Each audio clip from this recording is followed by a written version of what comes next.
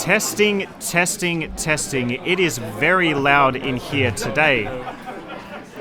Hello, viewers, and welcome to the Cannington League Cup for the month of May, the final League Cup in Western Australia for the season. Today, for round one, we will be featuring Top Cut Timothy Nurse, who made top 16 in Melbourne Regional just last week, and his opponent, ace trainer Alfie, looking to get 1 CP today to get himself the ace trainer promo as a reward. Last cup of the season, last chance. Will Alfie make the dream run come true, or will Top Cut Timothy Nurse himself, gatekeep the man? He's gatekept a lot of us in the past. Having a quick look at the team sheets, I believe they're both running the Melbourne Regionals team. Timothy Nurse running Lunala and Maridon with a Trick Room mode featuring Ursaluna. He's also got Choice Band, Rapid Strike Urshifu, Grimmsnarl, and Terra Bug Incineroar. Interesting adaptation there, giving him resistances to both ground and fighting. Alfie's team also running Lunala Maridon. In fact, a quick look at this is actually a mirror. Okay, there we go. We have a perfect mirror. Electric Seed Lunala next to the Assault Vest Maridon. Lunala Terra Fairy running that Moonblast, Trick Room, and Wide Guard. Both Maridons running Snarl. Interesting. This is going to be a very interesting mirror. Ursaluna's, of course, the standard set, Terra Ghost Guts, Headlong Rush, Earthquake Facade. Both Urshifus using Aquajet and U-Turn on their Choice Band sets. Difference in the Incineroars, Timothy Nurse running the Terra Bug to give him those ground and fighting resistances. Alfie opting for Terra Fairy on his Incineroar appears to be the only difference between these two teams. No, a difference in their Grimmsnarl as well. Alfie will be running Scary Face on his Grimmsnarl. Different form of speed control, also potentially able to Scary Face his own mons under Trick Room. Tim opting for the Thunder Wave for his speed control, so not going to be wanting to Thunder Wave his own mons under Trick Room. Also won't be able to get any speed control on those opposing Maridon, which might give Alfie an edge in this matchup as he can Scary Face Tim's Maridon, letting his move first. Both Terra Electric, so not getting that Terra Fairy Dragon immunity we're used to seeing on these Maridon, but both being Assault Vest, I don't think they'll be OHKOing each other with Draco Meteor. Or they could lock in and snarl each other. Grimmsnarl, of course, running double screens Reflect on both sides. Both Terra Ghost, both holding Light Clay. So the two differences in this mirror going to be Thunderwave versus Scary Face on the Grimmsnarls and the Terras on the Incineroars. Incineroar Grimmsnarl, a classic support duo we saw a lot of in 2022, especially for that Series 12 restricted format, popularized on the Rinya Sun team. Very good support duo, synergizing well with each other, stalling the opposing team, fake out pressure, intimidate, cycling, screens, Scary Face to lower special attacks, speed control options as well. Incineroar, of course, getting access to Parting Shot this generation was terrible, but it exists. Oh, one more difference as well.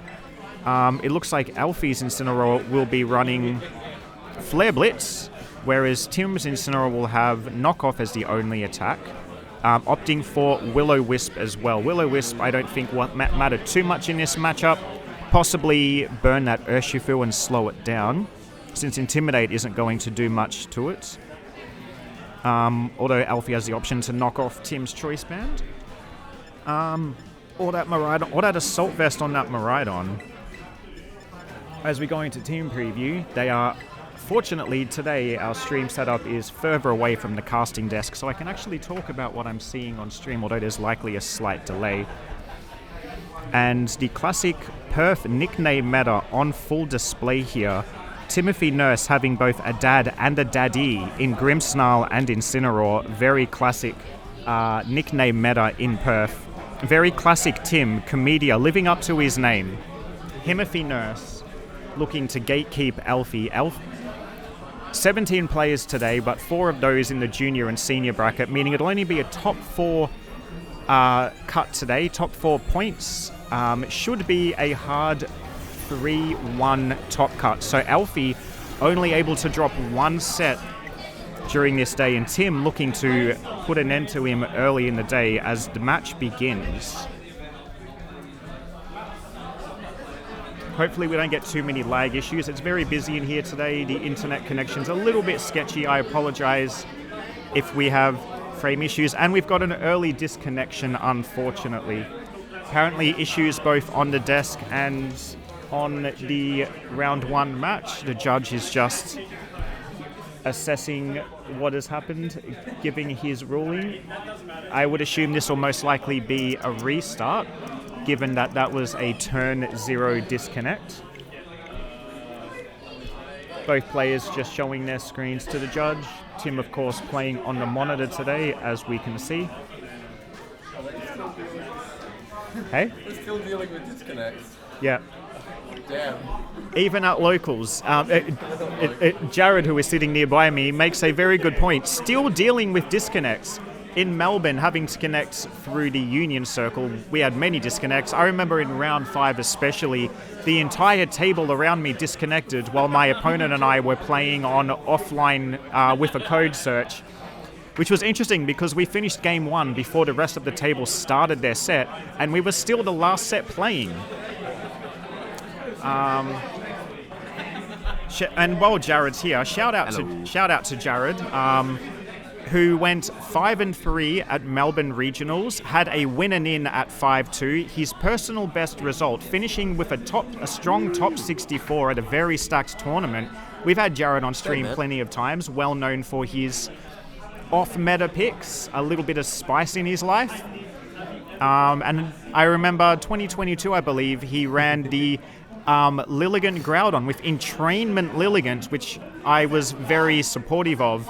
And I think he ran Heliolisk that year, or perhaps that was a different year. That was no, I think that was the same team. I think so. Entrainment Lilligant, yeah. Yeah, because it was both with Groudon in Sword and Shield meta. Yeah.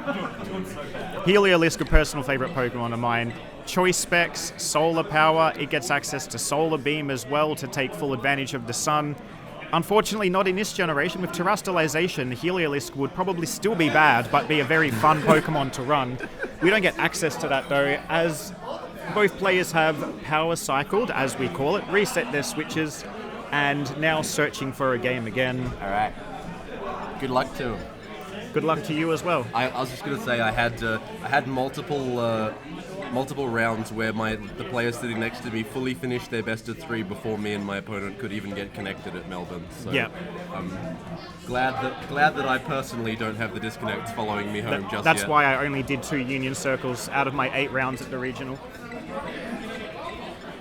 Alfie was also at that regional. I don't know how well he did. He might have gotten CP. I'll have to ask him if he wins this game and we get an interview. We can ask Alfie himself how he did.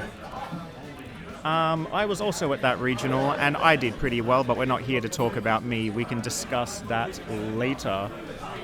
It looks like both players have connected and are preparing to get themselves underway. I'm very interested to see how this mirror will play out. We don't see too many mirrors in Perth.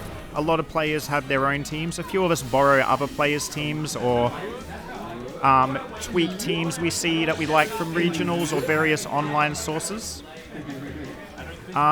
Brendan Robeson appears to have finished his round already. Perhaps he had the bye. Actually, do we have odd numbers? It may have been a bye. Disregard that. Brendan Robeson currently 1-0. Winning the bye. Let's go. Alright, here we go. Game is underway. The reset has happened. Himothy Nurse. It's Tim, it's him, leading with Miraidon and Grimmsnarl into Alfie's Incineroar and Lunala. That Lunala going to get the Electric Seed boost immediately. Apologies for the stream. It's very busy in here, as I said. Internet not being super cooperative. I hope we don't get too many issues like this. I don't know if my voice is also lagging. I hope not. That would suck, because I'll do my best to commentate what's happening during these unfortunate frame drops. But we're going to see Tim fire off a Volt Switch early into that Lunala, just breaking that Shadow Shield, allowing himself to reposition here. No fake out coming out from the Incineroar into the Assault Vested Miraidon slot that's unable to protect. Lunala switching in though might end up catching a knockoff and losing its Shadow Shield. Electric Seed is going to activate though. Grimmsnarl moving before Alfie's Incineroar, perhaps the speed interaction of note there. Spirit Break just weakening that Lunala. Knockoff is going to come into Tim switched in Lunala. But after a Electric Seed boost and with Shadow Shield, that's not going to do a lot of damage. Like, barely 15%. And knocking, and no item to knock off as well, so it wouldn't have had the damage multiplier. Alfie setting Trick Room early. Alfie also with the nickname meta today, running Bat and Tiger. Usually known for naming his Pokemon after his favorite K-pop idol, something I like to do as well. This time around, just going to name them after the animals they are most likely based on, which is completely fair. We can see the Pokemon Tim has in the back here. Of course, we know he's brought the Miraidon. Fair to assume both players would have brought their restricteds to this matchup.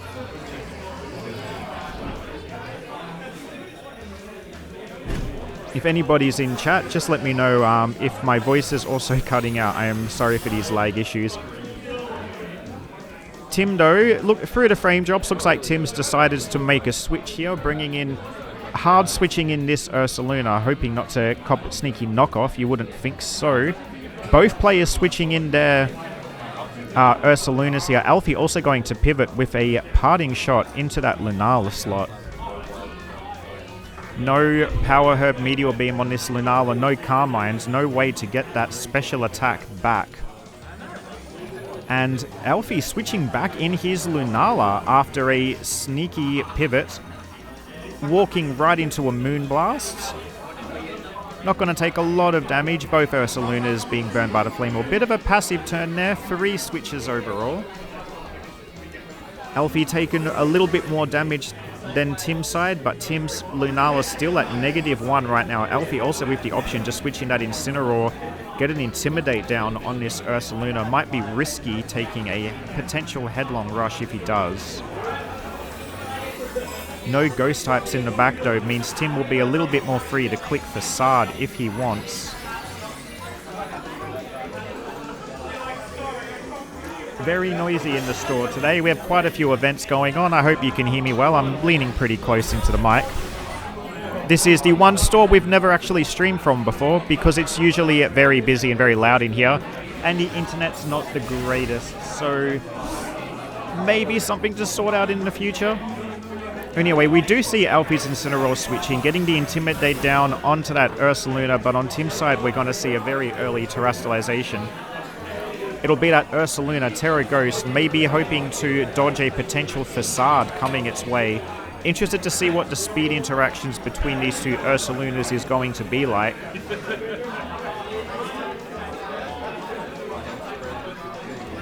Headlong Rush. Oh no, sorry, that was Alfie's Ursaluna that terrored. My apologies. Tim clicking Headlong Rush, not taking the bait and firing a Facade into a potential Terra Ghost. Both Ursalunas firing off Headlong Rush. Lunala so bulky, taking that so well, even with no Shadow Shield. Moonblast not quite going to do enough. No knockouts yet on either side of the field. Trick Room turns are ticking down. Alfie's Ursaluna looking like it's just one turn of Burn Chip away from being knocked out.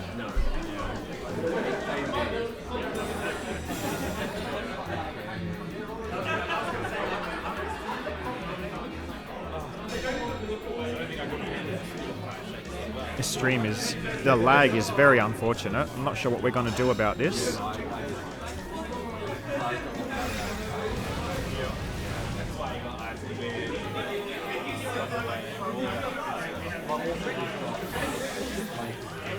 Turn timer ticking down. Tim taking his time with this decision, having to navigate through these Trick Room turns and play out this mirror.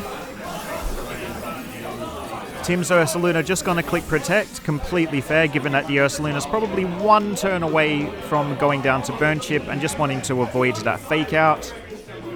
Risky Fake Out into a Pokemon that could potentially Terra Ghost. Alfie, though, wanting to go out with a bang, covering the options here with the Earthquake, just in case the Ursaluna didn't Protect.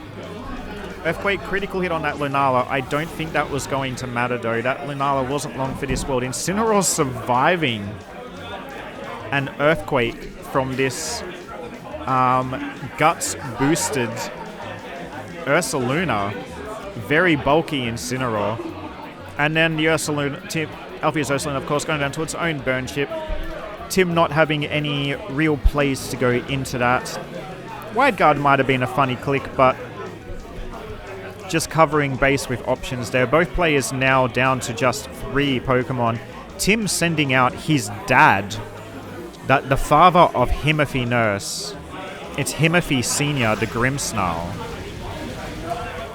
Alfie side of the field looking pretty low now, but he should have speed advantage here. Oh, I think his Ursaluna was going first. Actually, I could be wrong on that. Scratch that. It's alright. The stream's lagging. I can't tell.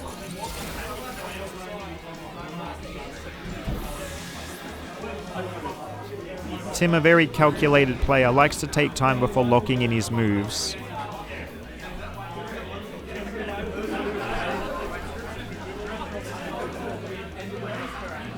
Alright, Earthquake coming out from Tim's Ursaluna.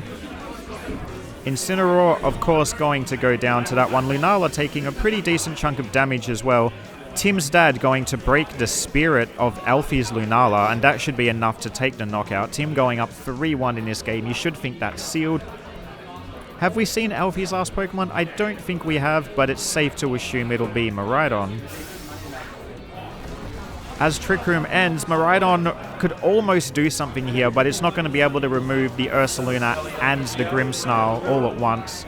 And Minji, the Miraidon, coming out. And there we go. Alfie in true Alfie fashion with his K-pop names. Minji, one of the members of New Jeans, Alfie's favorite K-pop group. One of my favorites. Totally not relevant to the stream, however. And Tim should have this game locked. Minji just going to fire off a Draco Meteor is enough to take out the Ursaluna, even without the classic choice specs we're used to seeing. Hadron Engine Boost is just too strong.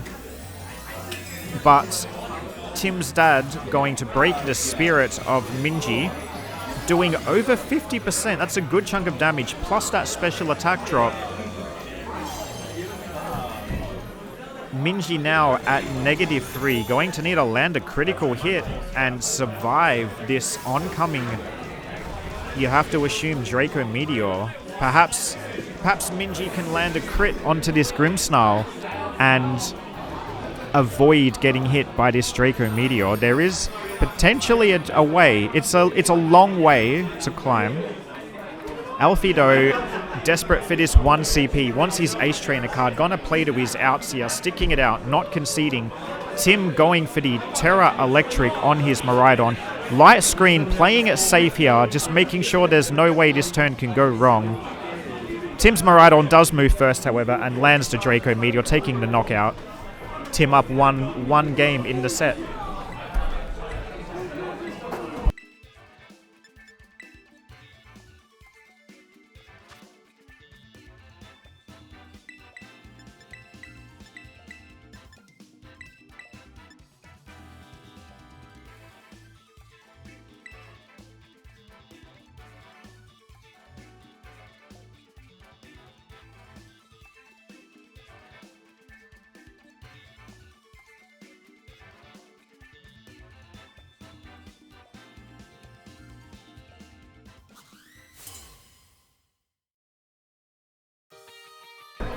Hello, Jade. Welcome to the stream. Give me 1 second. I'm just sorting out a quick technical difficulty. Yes, Alfie x Miraidon. All right, we have a couple of updates on round progress at the moment. Can I have a look? Yep. So, in the junior bracket, Samuel has defeated Matthew Clark. Samuel, the 2023 Perth Regional Champion, I believe, cousin of Lewis Tan, who will probably be joining us later in the chat. and local TCG player Alex Bettini playing in his first cup in a while, beating local judge Drax Cable in round 1 as well. Alright, game 2 is currently getting underway. We may just be sorting with a quick technical difficulty though, so bear with us as we may miss a slight portion of this game, but we can see it's a mirror lead.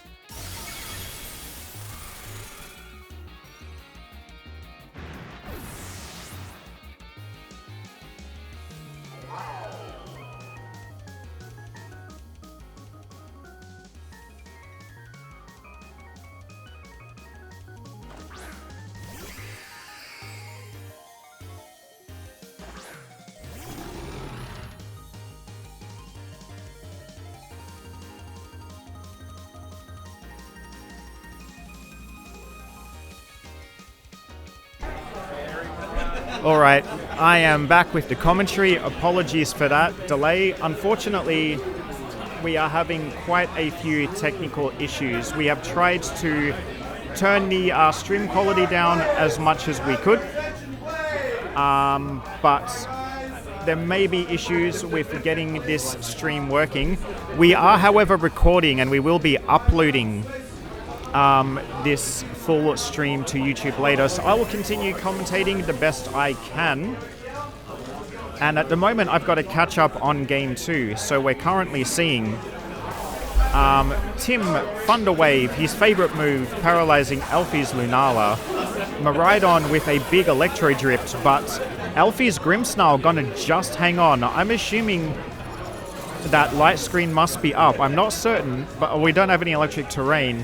Unfortunately, I've missed out on a little bit trying to figure out these difficulties. Spirit Break going into the Miraidon, though, gonna lower its special attack, but the big thing here is that Alfie's full HP Lunala going to suffer full paralysis here.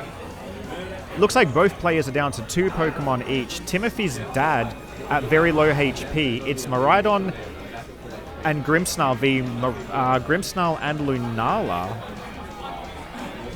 This game looking like it could still go either way. Scary Face coming out from Alfie's Grimmsnarl. There's one of the 2 differences on this team. Scary Face versus Tim's Thunderwave.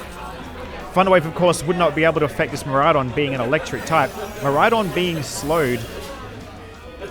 And Moonblast coming out, finishing off Tim's Grimmsnarl. Tim's dad is down for the count. This Miraidon now at -1. Still going to fire off an Electro Drift. Should take out the Grimmsnarl here. Miraidon versus Lunala now. Terra Electric Miraidon. No terrain, but a big boost with Terra Electric. It is at least -1. I believe it's just -1. Alfie's Lunala going... Oh, it must have been hit by... Okay, it must have been hit by more than one Scary Face. It's moving slower than Alfie's paralyzed Lunala. Lunala moving first, connecting for Moonblast, doing very little damage. Assault Vest Miraidon holding on.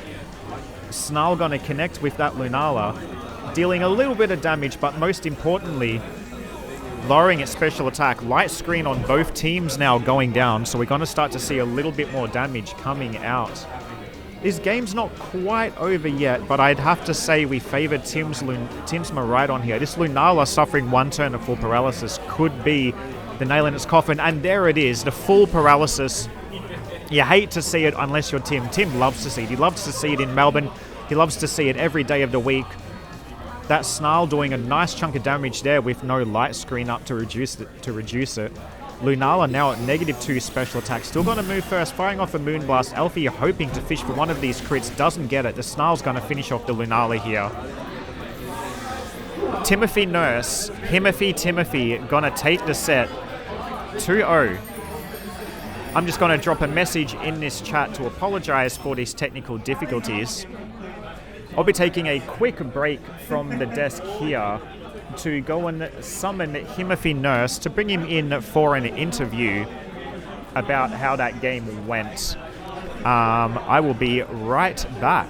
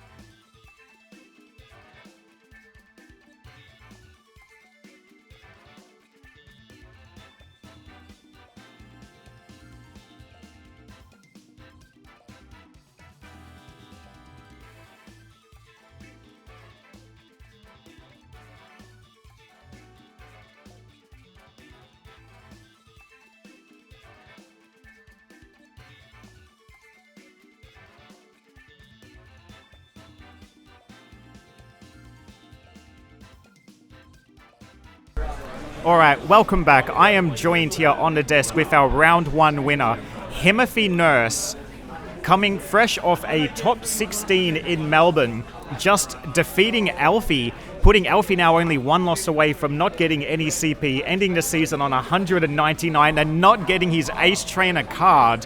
How does it feel to gatekeep Alfie? It was pretty funny, I can't lie. Like before the game, I was telling him, scary face on Grim Snarl, bro, that just ain't it. That just ain't right. It makes your bad matchups even worse. He's like, nah, scary face is legit. I showed him my Thunder Wave's better, okay? Well, I mean, he did get the option to scary face your Miraidon, something you didn't get to do, but full paralysis is better. And didn't you get a few full paralysis in Melbourne while we're talking about it? Oh, the Mickey Mouse Regional. We love to see it. Interesting mirror. So I'm assuming you two built your teams off of the same team. It's an almost perfect mirror. Key differences, obviously, Scary Face versus Thunderwave. You've gone for Terra Bug, Incineroar over Alfie's Fairy, and you've also got Will-O-Wisp where he's got Flare Blitz. Yeah, don't know why he had Flare Blitz. That's crazy. I'm not sure either. But Terra Bug, Incineroar, was that your adaptation or was that the original team? That was the original team. I was like, ground resist, very nice. You can side Earthquake. It's great. Alfie was like, what about Koraidon? Koraidon still blows you up when you're Terra Fairy, bro. Like, I'm just saying. Koraidon certainly does do that completely fair. I do like the bug at it. I like the bug. We saw it a lot on Heatran in like Regulation D, Regulation E, resisting, fighting, and ground at the same time. Very nice. Yeah, I mean, so we had a technical issue. I missed out on a lot of that game too there. But your Miraidon was moving after his Lunala. Had you been hit by Scary Face twice at that point? Twice. 2 Scary Faces versus his Thunderwave. Honestly, I thought my Miraidon might outspeed that, but they're a bit too close in speed for that to work out. 2 Scary Faces versus 2 full paralyses. I guess we know which one came out on top. Congratulations on the win. Good luck with the tournament. And I'd like to see Top Cut Himothy Nurse on stream again later on today. So would I. It sounds great. Absolutely. All right. We're going to take a quick break, ladies and gentlemen. I'll just pause the mic. It is very, very loud in here. We'll be back shortly with the second round as this first round wraps up. Bye.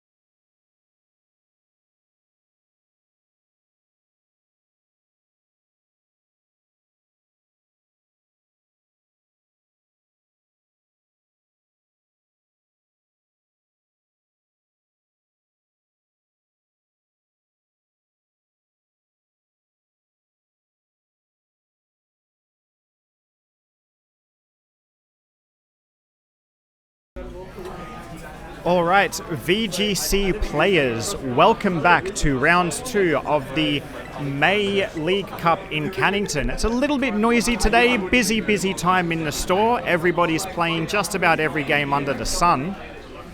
But as round 2 gets underway, we will be featuring Dirty Dan Baguli, fresh off a 5-3 in Melbourne.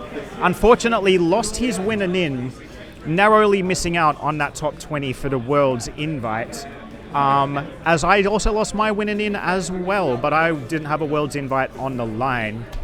Dan will be running, he'll be running his regionals team of Koraidon Lunala. Lunadon 25, we don't call it koala in this state. That is nonsensical, it makes no sense. It's rubbish. Dan running the suboptimal mushroom on his team, unfortunately. Covert Cloak, Terror, Dark Amoongus. Doesn't like Fake Out, doesn't like Taunt, probably doesn't like Encore very much either. Pollen Puff and Protect, no Sludge Bomb. This time around, no Sucker Punch because it's not nearly as cool as Brute Bonnet, which I ran in Melbourne. Flutter, no Fish, Ursaluna, Semi-Room Mode, Life Orb, Terrifier, Koraidon. But let's talk about what we can see on stream right now. This is interesting.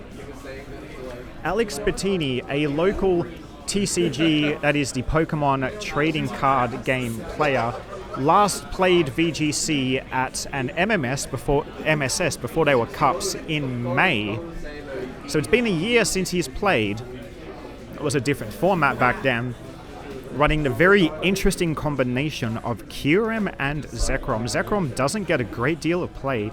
The Fusion Flare, Fusion Bolt move combination, of course, very strong moves on these Pokemon. Naturally 100 base power, 100% accuracy. Moves that are going to be getting a stab boost. Well, actually not for the Kyurem, for Reshiram it would. But they synergize with one another, and I believe if one connects, the next one does 50% extra damage. Very cool fire and electric combo move. One of the few combo moves in the game. Assault Vest on the Kyurem White. Terra Poison. Zekrom going to be Terra Flying, running Tailwind and Breaking Swipe. More of a supporting set with a Trick Room mode and a support Ninetales. As we get underway, we see Alex has led with Incineroar and Farigiraf. 2 Incineroars on the field. And there it is, once again, the Perth nickname meta. Incineroar, the Rizzler himself, is on the field versus Lulu Nalachu. If you know, you know. My personal favourite nickname metagamer in Perth is probably Dan. But whether these should be allowed is up for debate. But as we begin the game, Dan is going to pop an early Terrestrialization immediately on this Terra Fairy Lunala. Does have access to that Moonblast. Alex, though, going for an early Fake Out, deciding to Fake Out Dan's Incineroar. Can't see the speed interactions yet. Terra Fairy Moonblast going into this Farigiraf, going to do a little bit less than half. Foul Play not doing much damage to the Fairy Terra Lunala. Going to break that Shadow Shield though, but the leftovers going to heal that damage right back up. Dan looking like he's in a bit of a commanding position in this early game, but it is very early days indeed.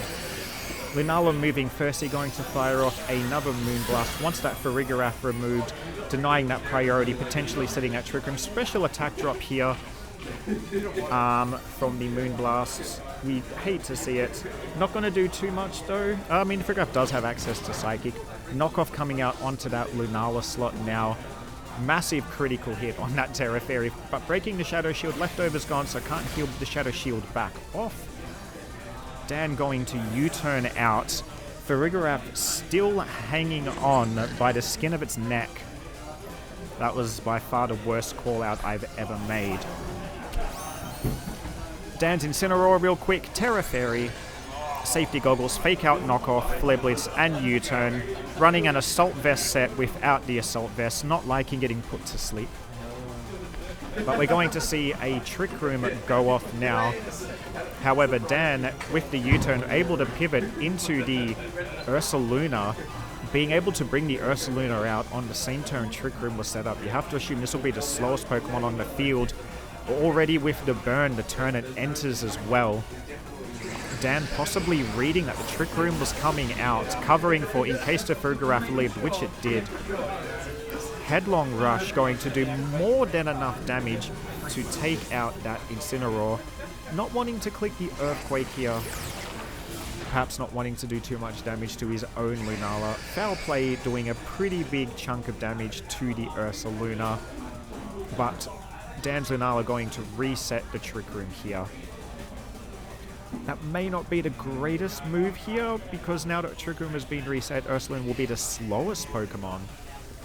Alex deciding between his two restricteds in the back, probably wanting to have them both on the field at the same time, not looking like we're going to get to see that at least for another turn.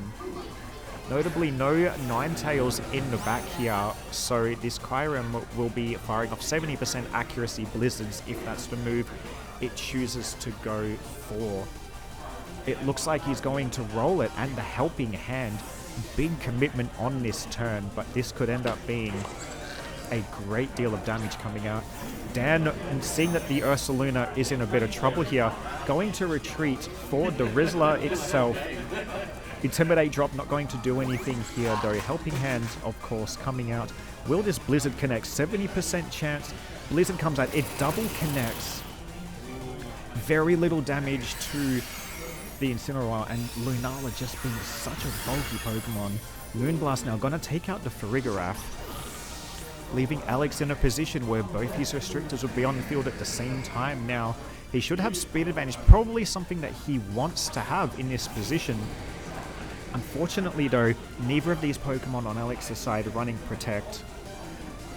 This Incineroar, free to click a Fake Out this turn. You have to assume something's getting faked out here. Alex gonna have to make a read on what he thinks is going to be the Fake Out target.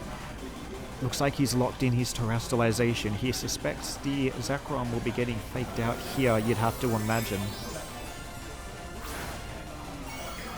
Terastallization coming onto this Kyurem.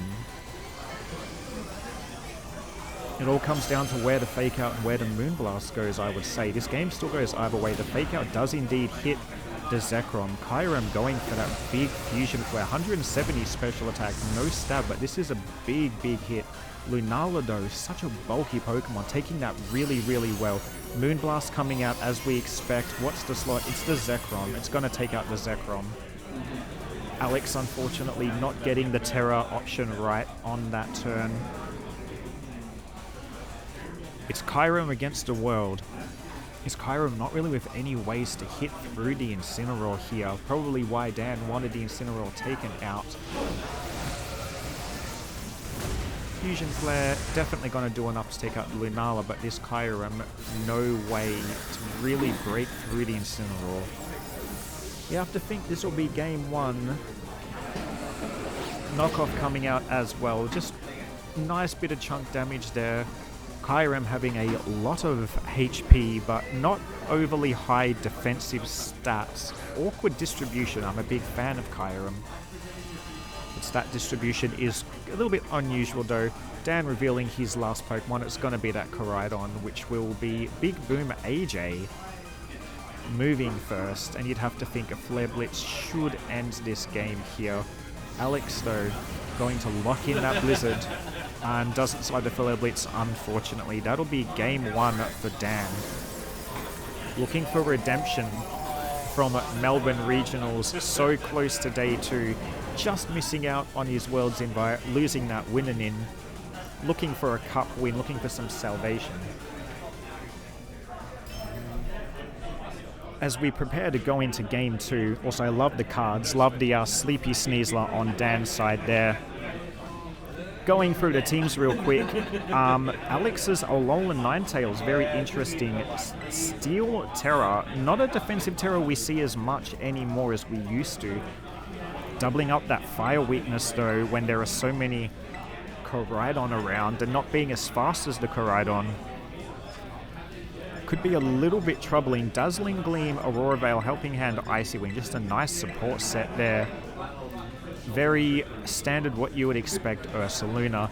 Farigiraf Terra ground for Rigoraph. We don't like Miraidon very much. Foul play, Trick Room, Helping Hand, Psychic, the Incineroar, Fake Out, Parting Shot, Will-O-Wisp, Knockoff, Safety Goggles, Terra Ghost, more of a standardized Incineroar set. The Zekrom, Terra Flying, Tailwind, Fusion Bolt, Breaking Swipe, Dragon Claw, a hybrid offensive support set with Clear Amulet to avoid the Intimidate, which is exactly what is going to happen on this lead. Alex's Zekrom and Incineroar sitting in front of the Rizzler and Lunala Chew once again. If you knew, you still know. And Alex's Kyurem, however you like to pronounce it, Terra Poison, as we saw, Assault Vest, Fusion Flare, Blizzard, Freeze Dry, Draco, and Meteor. I really like the team. I like the set on the the Kyurem. Dan once again going for that turn 1 Terrestrialization, that Fairy type, but Alex with the read here anticipates that the Fairy Terror is coming out, throws the Fake Out into what was a Ghost type. Neutral turn here, both players launching out a Fake Out. Lunala though going to heal off that chip damage and replenish the Shadow Shield thanks to those leftovers. As turn 2 gets underway, Alex playing a lot more aggressively here. We're going to see him Terrestrialize very early. It's the Flying Terror on the Zekrom. No Flying type move to get an extra stab boost off. This is just a defensive Terror. Going for a Tailwind rather than an attack. So Alex Incineroar will be moving first here, getting off that fast Parting Shot before Lunala gets to move. -1 special attack now, and the Kyurem, of course, immune to all of these damage reductions, although Dan's Incineroar opting for U-turn instead. Ninetales is going to switch in here in front of that Parting Shot, getting a nice snow boost to its defense. U-turn coming out on the Zekrom. Very little damage. It's resisted. Incineroar at -1 from an Intimidate as well. Both players opting for a pivot here. This might be a bit of a neutral turn. It depends what this Lunala is going to do. The Incineroar is going to come in off the U-turn, and the Lunala has clicked Trick Room in the face of Alex's Tailwind on that turn. So this Lunala now definitely going to be moving before Zekrom and Ninetales, and this Ursaluna threatening big damage here. Aggressive switching, it's taken the burn, Guts boosted. Facade can come into the Zekrom slot. It's going into the Ninetales instead, not wanting to see an Aurora Veil getting set up here. Even through that Snow Boost, that is a big one-hit knockout. Moonblast from the Lunala coming out. Gonna do slightly less damage than a Moongeist Beam would have, perhaps covering for an Incineroar switch. The slight damage difference probably didn't make too much of a difference there. Fusion Bolt only dealing a little bit of chip damage. Lunala is such a naturally bulky Pokemon. We often see them bulk invested as well. Not sure on how this Pokemon is trained, but Lunala doesn't go down easy, and with that Shadow Shield reducing the damage on top of that, this Fusion Bolt is going to be a 3-hit knockout. Alex now in a big spot above her. He has no speed advantage here. Kyurem comes onto the field with no Protect on either one of these Pokemon. You'd have to think that this Ursaluna is taking a knockout this turn, and with no Terrestrialization available, this Kyurem might be taking a Moonblast.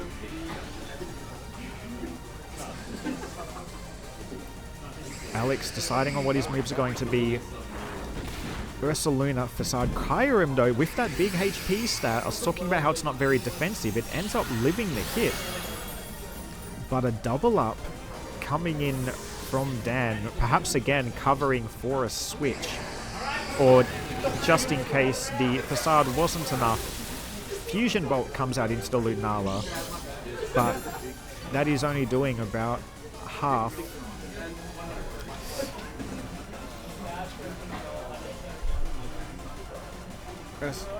Alright, Alex revealing his last Pokemon here. It's the Incineroar. Intimidate coming in down onto this Ursaluna. Fake out being threatened into either slot. This Zekrom in a bit of trouble though, and it doesn't look like the Zekrom has the damage to be able to get through to Lunala, which can't protect this turn. Dan not protecting up with a Pokemon advantage right now under Trick Room, knowing that his Ursaluna is probably going to swipe the turn anyway. Takes the fake out. Moonblast goes into the Zekrom, doesn't deal enough. Zekrom Fusion Bolt coming into the Lunala. I don't think this is enough for the knockout. I'm wrong. I think wrong. I'm bad at math. This probably kills. That's why I lost my winning in at Regionals. Alex potentially bringing himself slightly back into this game. Tailwinds does peter out, but with no way to protect on this final turn of Trick Room here. I think that might be all she wrote. Incineroar coming in. Dan still with 3 Pokemon to Alex's 2. Fake out threatening into either slot here. Ursaluna probably going to do enough to take its own knockout, taking out the Incineroar very comfortably with a massive overkill Headlong Rush.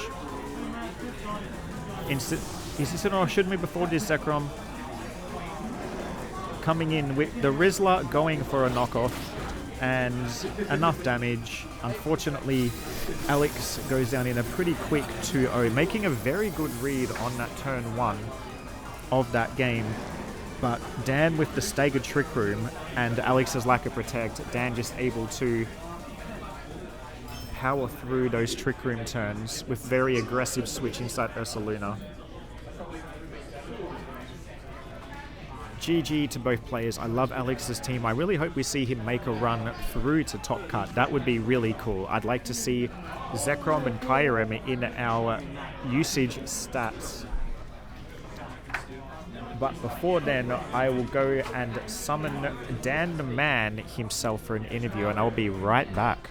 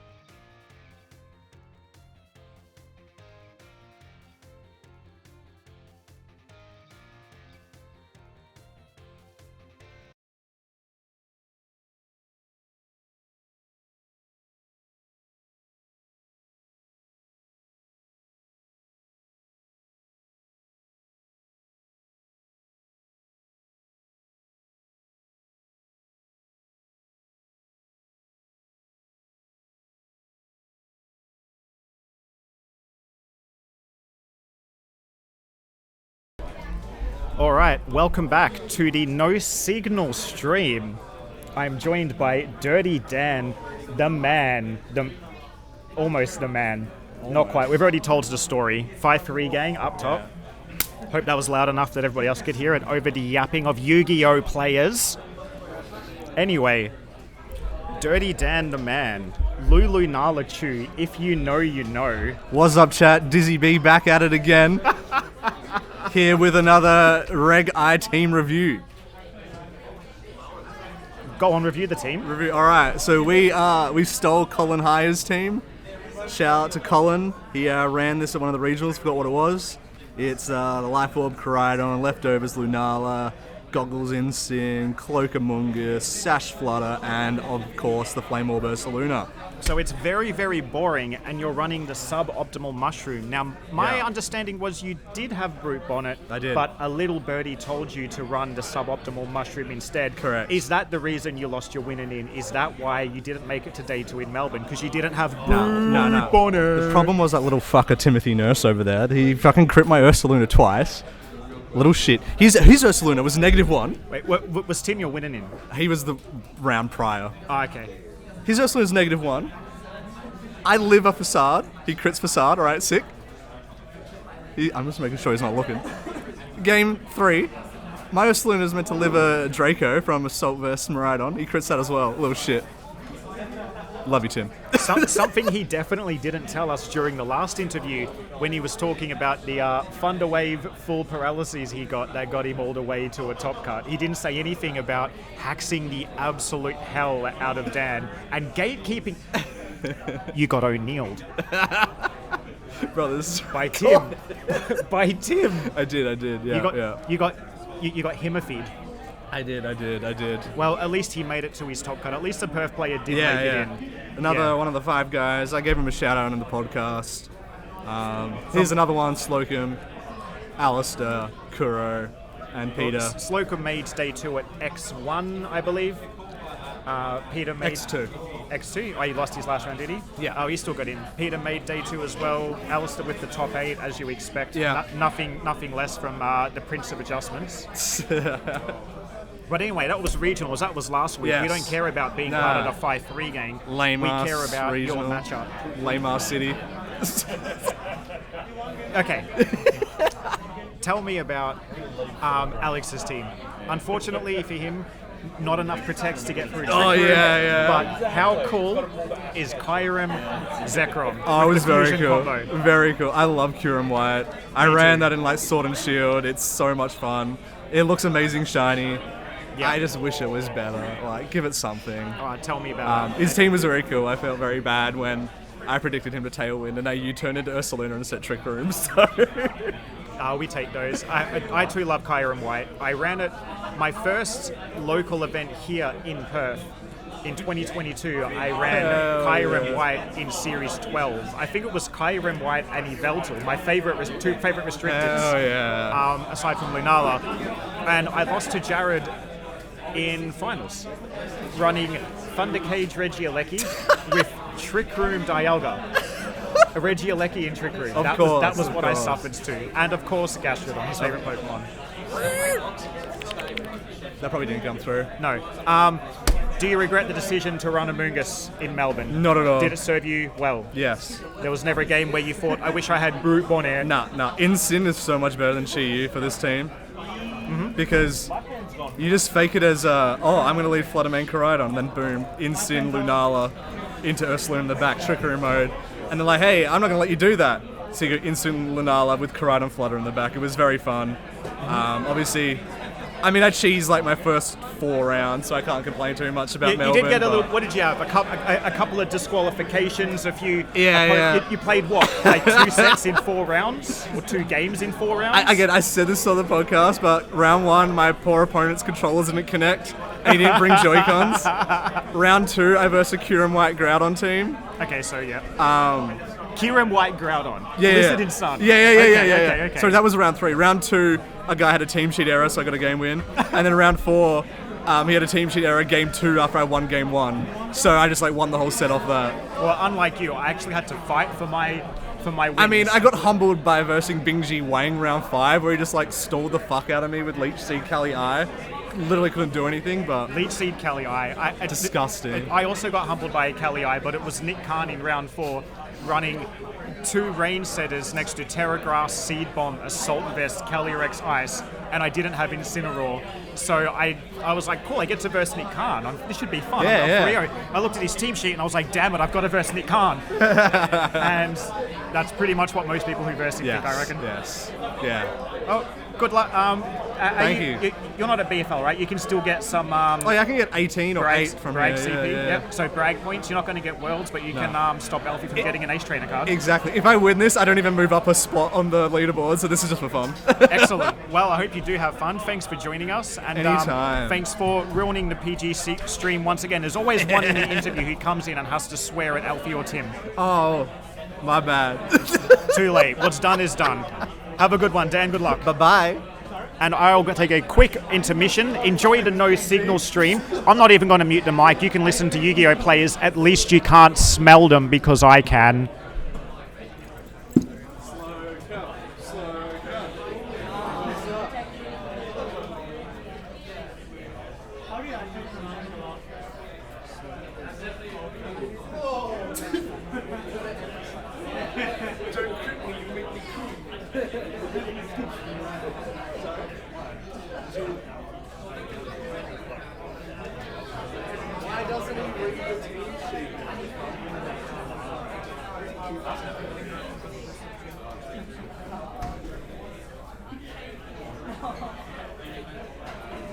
want the Bryce. Oh yeah, then it's like day 2 he was doing this.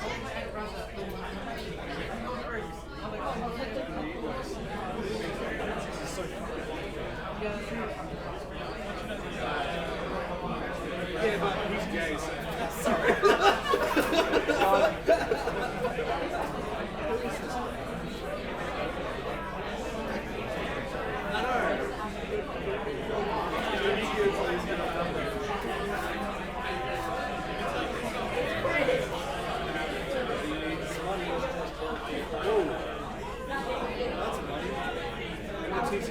That's surely money.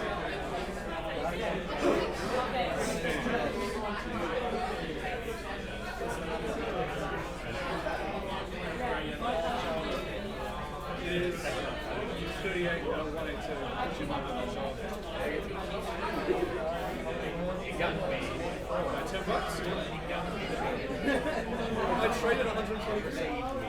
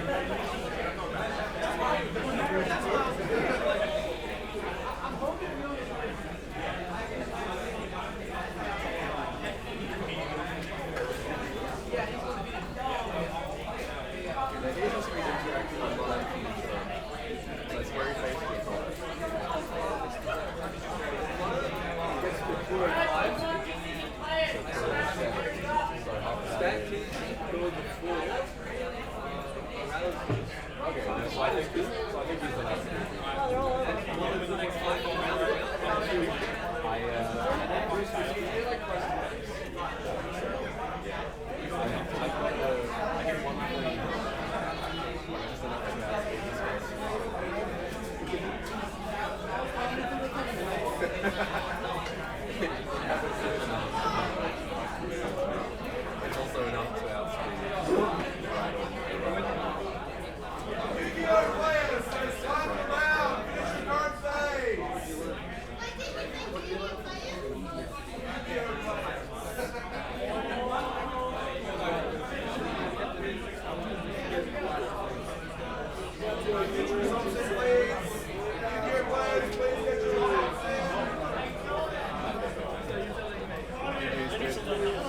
Good call on the last game. I mean, that sounds like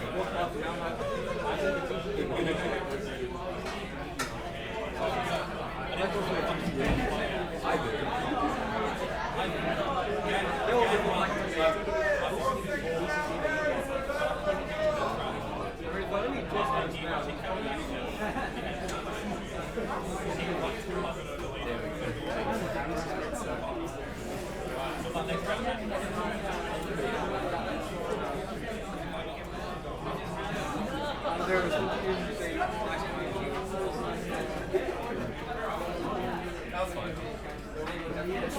I don't want to get wins off of people not having completed.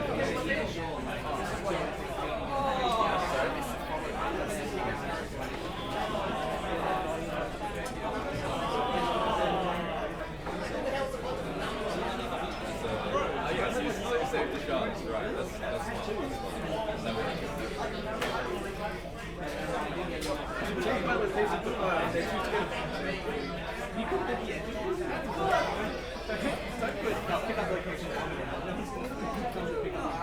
pick up public space. Public space. No, that's still it's two different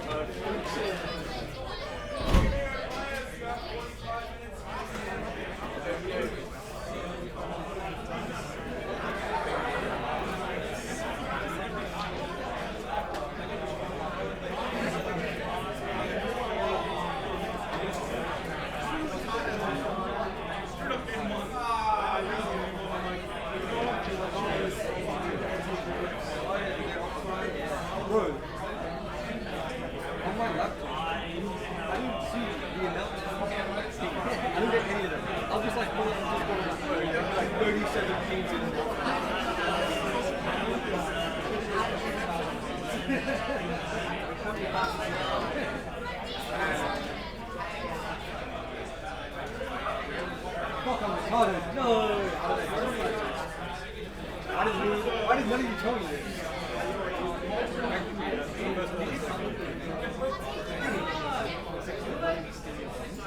Yeah, that was like the bottom bit. I was like, happy with top 16, massive challenge to like all four of them.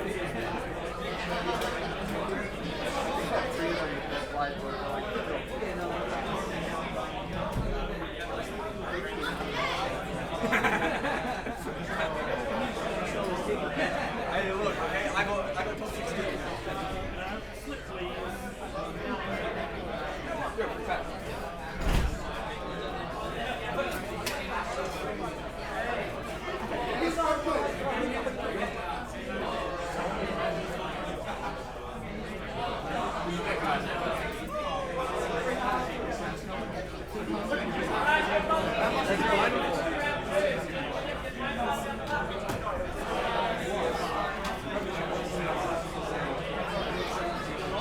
What was his name?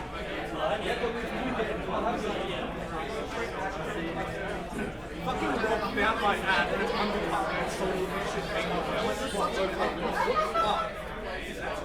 Yeah, that one. Fuck you. See, I never think he had that's somewhere up to 280 for the box. And he's just like, oh, I don't want to pay closer to retail. I'm like, what? Retail's like retail's always I mean, the retail of these stores at the moment as well. I mean, you can get free. You sell them? That's a Switch too. Yeah. You just lost this.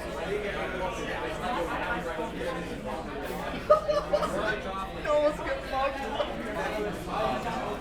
Yeah, we're done. So, that means I get to trade my shit. I really need to have a skewer. Only ring one is very easy. No, because if you get a couple but Ashley gets it, it's going to be funny if she doesn't know rainbow. No, what if Toby gets it first?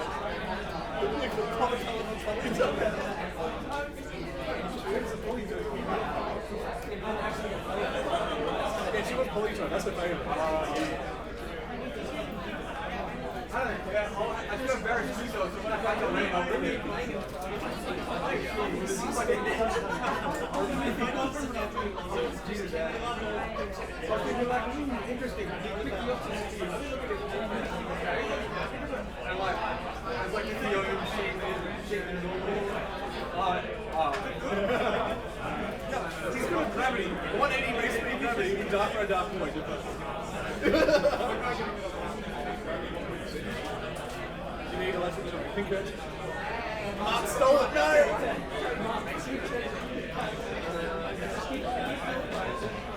Chesterberry. Yeah, he cooked his draft. He got like in a first, and it was like made it so bad. Chris, you seen his draft? Yeah. I should have said Keith stays in tier 1. I've got a group that's all. He's a good guard shot. Guard shots are not a big tier 1. Robert Dell definitely not a big tier 1. I am.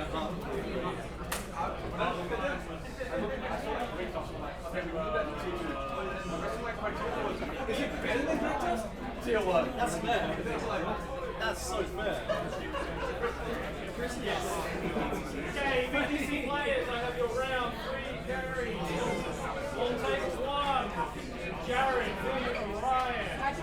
Table 2, Alex v. Bradford. Table 3, Daniel v. Peter. Table 4, Warren v. Robeson. Table 5, Alfie v. Sumo. Table 6, Tim v. Portugal. Wow, alright. I won 2 days.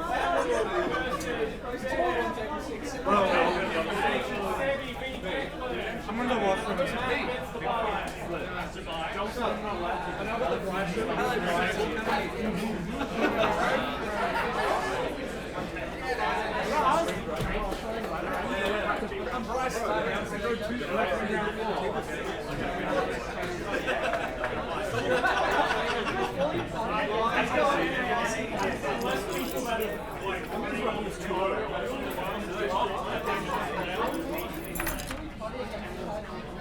So we'll do Brad round 4 then? Yeah, because he's playing Alex. Okay. Alright.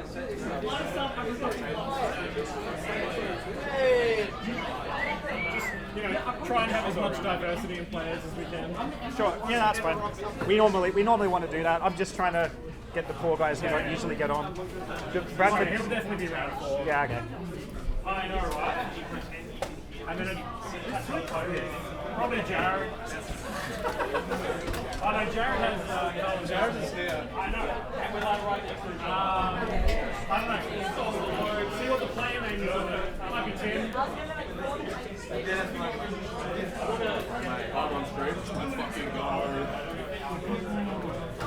Okay, VGC players, you may begin when you are ready.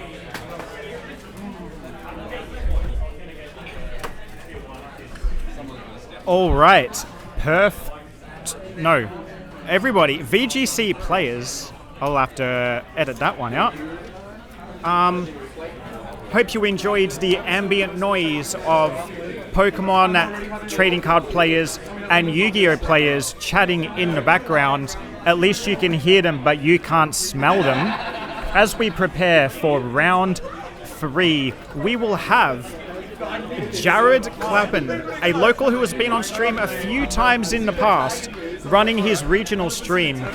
Yet another member of the 5-3 gang, coming off of a pretty strong Melbourne regional run, losing his win and in, unfortunately, as did myself and Daniel Baguli, who was just interviewed last round.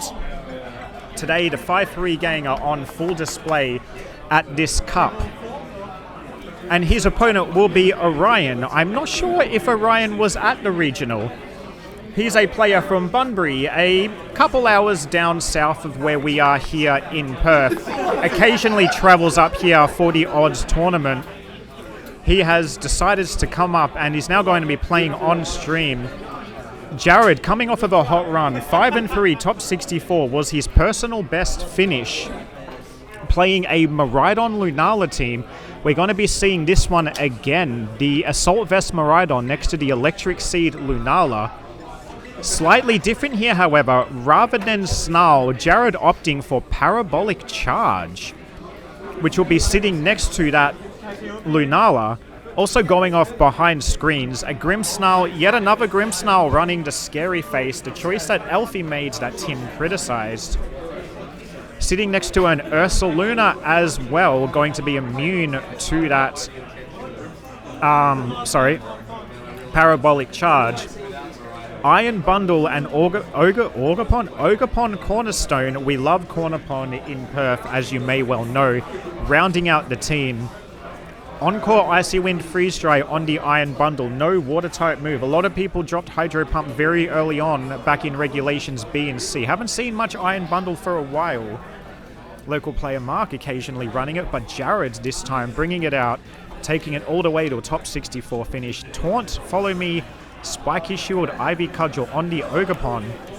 Very similar to the set that myself and a few other locals were running not too long ago back in Regulation G, where we had U-Turn, Ivy Cudgel as the only attack to set up our Trick Room. But this is not a Farigiraf Trick Room team. This is an Ursaluna Semi-Room team. Sorry, Ursaluna Lunala. Looking at Orion's team, we're going to see yet another Miraidon on stream. This one is the more classic Terra Fairy choice specs with Dazzling Gleam variety.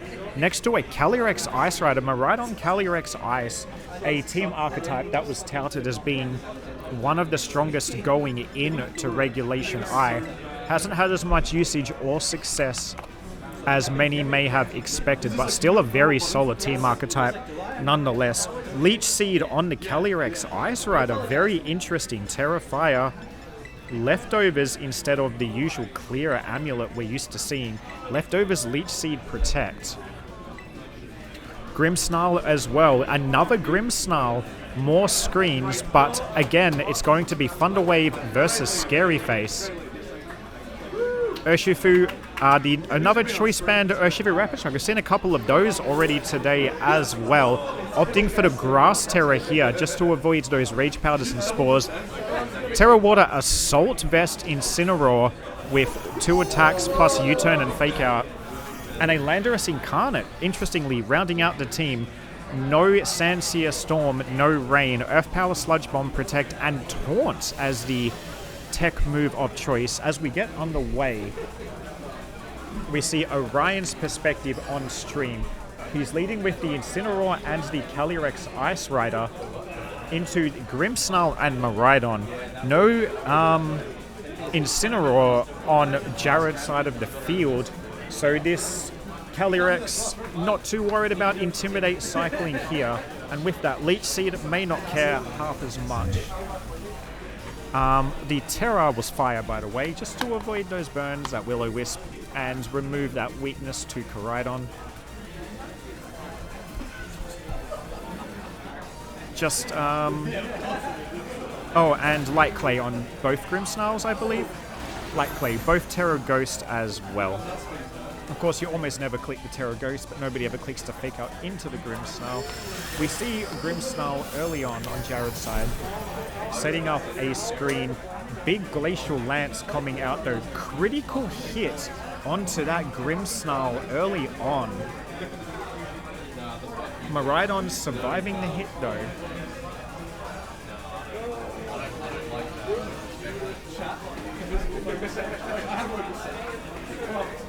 Orion very offensive out the gate. Even though this Calyrex has Leftovers and Leech Seed, still very, very high attack, very hard-hitting Pokemon. Glacial Lance, one of the strongest moves in the game. Had to be nerfed this generation. Its base power reduced by 10. Orion locked in his moves early, very confident about what he wants to do. Jared, well known for taking his time, being a bit more calculated with his decisions. Hermes, flying a little bit too close to the sun, decides to retreat, come back down to Earth. Volt Switch dealing nice damage, even though there's no choice specs like we're used to seeing. Hadron Engine, such a powerful ability. Celine going to come out. Celine the Lunala. Once again, we are seeing the Perth nickname meta in full swing. King type and Ice Baby. I might have to ask Jared if we can get him onto this interview what his names are all about. I'd like to know who Celine is. Perhaps an Underworld reference? That's the only Celine I can think of. Probably not. Anyway, we see a U-turn coming out from Orion's side, so both players going to pull a switch. Orion's own Miraidon going to come out now. Luckily, the Spirit Break from the Grimmsnarl not going into that slot could have been quite problematic. Special attack drop not going to matter on the Calyrex, but bringing it below half HP.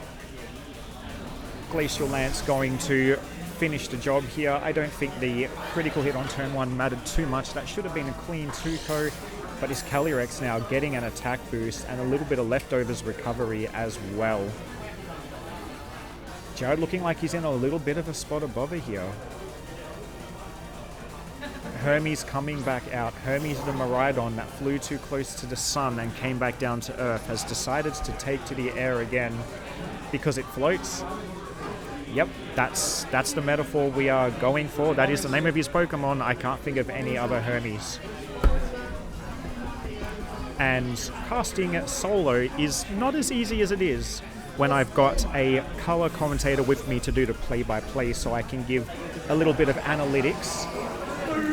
But Calyrex going to retreat here into the Incineroar. Intimidate not going to matter too much, but the Calyrex in a spot above here, having to sit in front of 2 Pokemon that are faster and threatening big damage. Orion opting to bring in the bulkier Incineroar to take a hit here, and Jared deciding to pull the trigger here. Electric Terror type now on this Miraidon. I wonder if we're going to see a Wide Guard from the Lunala. We are, so we're most likely going to see a Parabolic Charge coming in. Lunala protecting itself from this Parabolic Charge.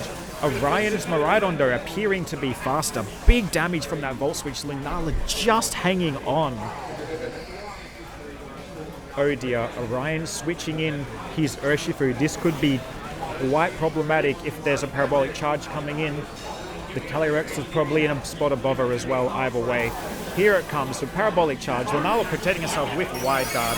This is going to be a very clean KO on the Urshifu.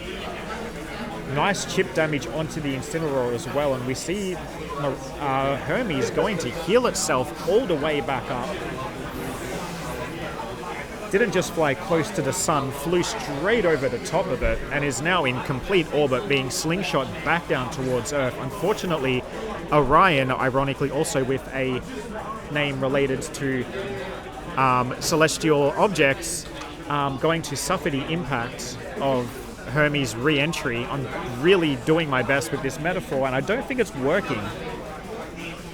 But Orion in a spot above here, Jared playing very carefully in these first few turns, just being able to position himself into it, keeping his Miraidon safe. Orion having to retreat the Calyrex, but he suffered a lot of damage here. We see his Miraidon go first in previous turn. I don't know if this Miraidon is always going to be fast or if there's a speed tie here, but with Terrestrialization on Jared's Miraidon, I don't know if it'll go down to a Draco Meteor or not, as it is Assault Vest. But Fake Out covering the Miraidon, which can't protect. Orion going to take the knockout onto Jared's Lunala. Celine is down, bringing the Calyrex in a little bit more safely. Unfortunately, though, I don't think Orion's position looks too good here. Jared's Miraidon will be moving first here. There's no more Fake Out now, threatening big damage with a potential Parabolic Charge or a Volt Switch. We saw that with screens up, the Miraidon was able to take the Glacial Lance, and now that it's terrestrialized out of the weakness, should be taking less than half. And Jared's final Pokemon revealed to be Bonk, the Ogerpon Cornerstone.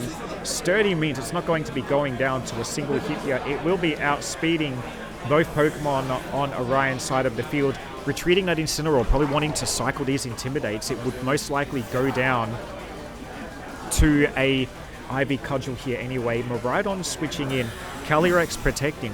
Perhaps a predictable play, but let's see if Jared decided to read it correctly. Ivy Cudgel going into what was the Incineroar slot, dealing just over 50% damage to Orion's Miraidon. Firing off an Electro Drift into the Calyrex, just covering in case the Protect didn't come out there. Orion now might have just brought himself back into the game. He does have the Pokemon advantage, and he has put himself into a better position here by protecting this Incineroar. You'd have to think it's going to switch back in, and Jared would probably anticipate that happening. Orion still yet to terrestrialize as well. This Ogerpon, though, a big threat here to this Miraidon that can't protect. We saw the Ivy Cudgel damage. Unless that was a roll, this should be a knockout here, but we've seen Orion's Miraidon moving before Jared's. It should be able to get off an attack before it goes down. With the Incineroar coming back in to cycle that fake out as well, Miraidon not being able to protect. This might be what Orion needs to get himself back into the game. Electric Terrain goes down, so these Miraidons won't be doing as much damage. This Calyrex might even be able to take an Electro Drift now. Jared with not really any plays here but to keep attacking, which he's been doing quite well so far this game. Orion, of course, retreating the Calyrex that can't protect this turn as we expect into the Incineroar, giving himself the option to intimidate this Ogerpon. Dazzling Gleam coming out, just going to do a little bit of damage to Hermes, also breaking Sturdy on the Ogerpon. The critical hit there, not the best for Jared, unfortunately. It's now going to be a potential 2-co. Taunt coming out just in case the Calyrex clicks. The Trick Room there, Jared covering for the option, and Electro Drift coming out to do a bit of damage as well. Incineroar going down. Jared playing on turn very, very well there. He probably could have taken the knockout on the Calyrex, but having to respect the potential for a switch and a terrestrialization that still hasn't been used yet. Orion now in a spot of bother. We've seen his Miraidon go first. We think this Miraidon is faster. We don't know the interactions for sure. But Orion should be moving first here, and this Dazzling Gleam threatening to deal big damage to this Ogerpon. Terrestrialization coming in. I think it's going to be this Miraidon now. Terra Fairy, Dazzling Gleam, after that critical hit, might be enough to take out this Ogerpon, giving Orion the edge he needs to get himself back into this game. What the Calyrex does this turn will be very important as well. Round of applause from down the table. People having fun, having a good old time. Dazzling Gleam coming out. It is enough damage on the Ogerpon after the critical hit. Ogerpon going down. Jared's Miraidon going to be moving second here, firing off an Electro Drift. Will it be enough to take out this Calyrex? Risky play, but he couldn't allow the Trick Room. It's not enough. So Orion now going to be able to fire off a Glacial Lance for free here. Not dealing enough damage, but with Orion's Miraidon moving faster, you'd have to think Jared's now probably going to go down. Maybe he can try and go for a Parabolic Charge and just hope that it is a speed tie and he can win it out. But Orion moving first again. I think his Miraidon is the faster of the two. Dazzling Gleam will take down the Calyrex. We saw Orion clicking Trick Room just to cover in case it wasn't enough. Risky play for Orion to make. But we've seen the Dazzling Gleam damage. We were quite sure that was going to be enough, especially on a single target. Orion taking game one. Very, very close set. Jared playing very well in the early game to position himself out of a difficult lead. Parabolic Charge, healing his Miraidon all the way up. Looked like he had himself back in the game. That critical hit on the Ogerpon may have been the difference maker. It's hard to say. Tight game regardless. We are definitely in for a set. As you can probably hear, celebrations down the table. Daniel Baguli and Peter Vowles enjoying their set, having a time of their lives, applauding each other's success and or failures. I don't see why not. Sorry? Yeah, that's fine. Yeah, you guys set up here. Right, back with commentary. We've just got some players who are going to be shifting tables while they charge their switches. As we see Orion making his choice very quickly. Orion, not a hesitant player, very aggressive player, thinks quickly on his feet, locks in his moves very quickly, locks in his Pokemon very quickly. We see that he's making an adjustment here as well. Winning that game one, but it was very close. Making an adjustment now, going into game two with the Tornadus we're going to see for the first time. Sorry, Landorus. And Jared, as he typically does, taking his time, thinking, calculating, musing, probably chatting and making Gastrodon noises as well. You got enough room there, Tim? Alright, cool. Are you guys in game two? Yeah. Who took game one? Ooh! I have a really good matchup. I'm using I'm really trying to. Yep. Ooh. I was like, oh, this matchup's terrible, and then it's Clamulate Pegos. I'm like, oh, I've never seen a worse matchup into this team. Sitting next to me is Himothy Nurse versus one of our local seniors, Pahul, just coming off a top 16 finish in Melbourne after getting a top 4 in Brisbane. And Pahul 1-0 up currently against Tim with the clear Amulet to Rapagos. We've seen that Tim's Miraidon having that snarl, and the table is excited. Somehow they are louder than the 400 Yu-Gi-Oh players in the room. But as Game 2 gets underway, we see Orion once again not hesitant at all with his move locks. Going for the Dazzling Gleam early, Incineroar going to fake out into this Miraidon slot that can't protect itself. Jared leading Miraidon Grimmsnarl once again. Orion hiding his adjustments in the back. Jared possibly hiding his own. Let's see if Jared goes for the same turn one that he went for in the previous game. Orion doing something similar. Fake out Miraidon spread move. Dazzling Gleam probably going to do a lot of damage to the Grimmsnarl though. Jared early retreat. This time Hermes not wanting to fly any closer to the sun than it did in the previous game. Hard switching into that Lunala. Getting the Electric Seed boost. Fake out, of course, not going to connect there. Shadow Shield remains intact. Light Screen from the Grimmsnarl coming out.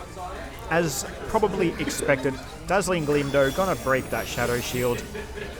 Dealing a little under half to that Grimmsnarl. Lunala now threatening to just click Wide Guard on this Specs locked Miraidon.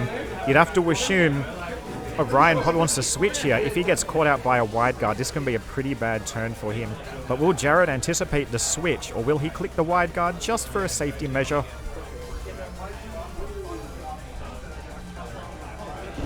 Grimmsnarl is an ugly Pokemon, and I absolutely love it. Brilliant color contrast between shiny Grimmsnarl and base color Lunala. Run, come back. Brilliant call out to see there. I guess we know why that's its name. And the adjustment has been revealed. It is the Landorus coming out on Orion's side of the field. Grimmsnarl setting up a Reflect just in case we see that Calyrex in the back. Moonblast going to deal not too much damage to this Landorus. Knockoff though, even through Shadow Shield and without an item, doing 50% to this Lunala, 4 times effective after all.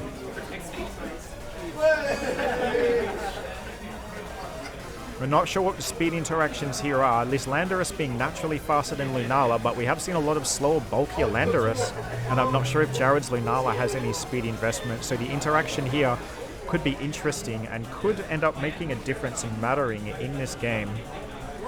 Orion, once again, locking his moves quickly, very confident with what he wants to do. Jared musing once again.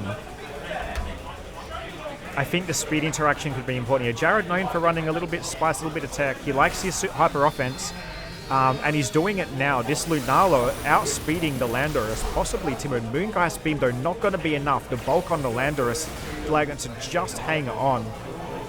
Orion's Incineroar moving before the Grimmsnarl. Clicking the U-turn here. It's going to be interesting to see what the targeting was here from the Landorus now. As if this Grimmsnarl lives, it could take out the Landorus. But we did get to see what the targeting was. It's Taunt, not wanting this Lunala to be able to click Trick Room or Wide Guard here. Spirit Break though gonna come out. Landorus does its job by taunting the Lunala, but it does go down. Jared now in a very commanding position early on in this game, but is Lunala going to be threatened by this fast Miraidon at half HP? Probably not going to be able to survive much more. Grimmsnarl also looking pretty low.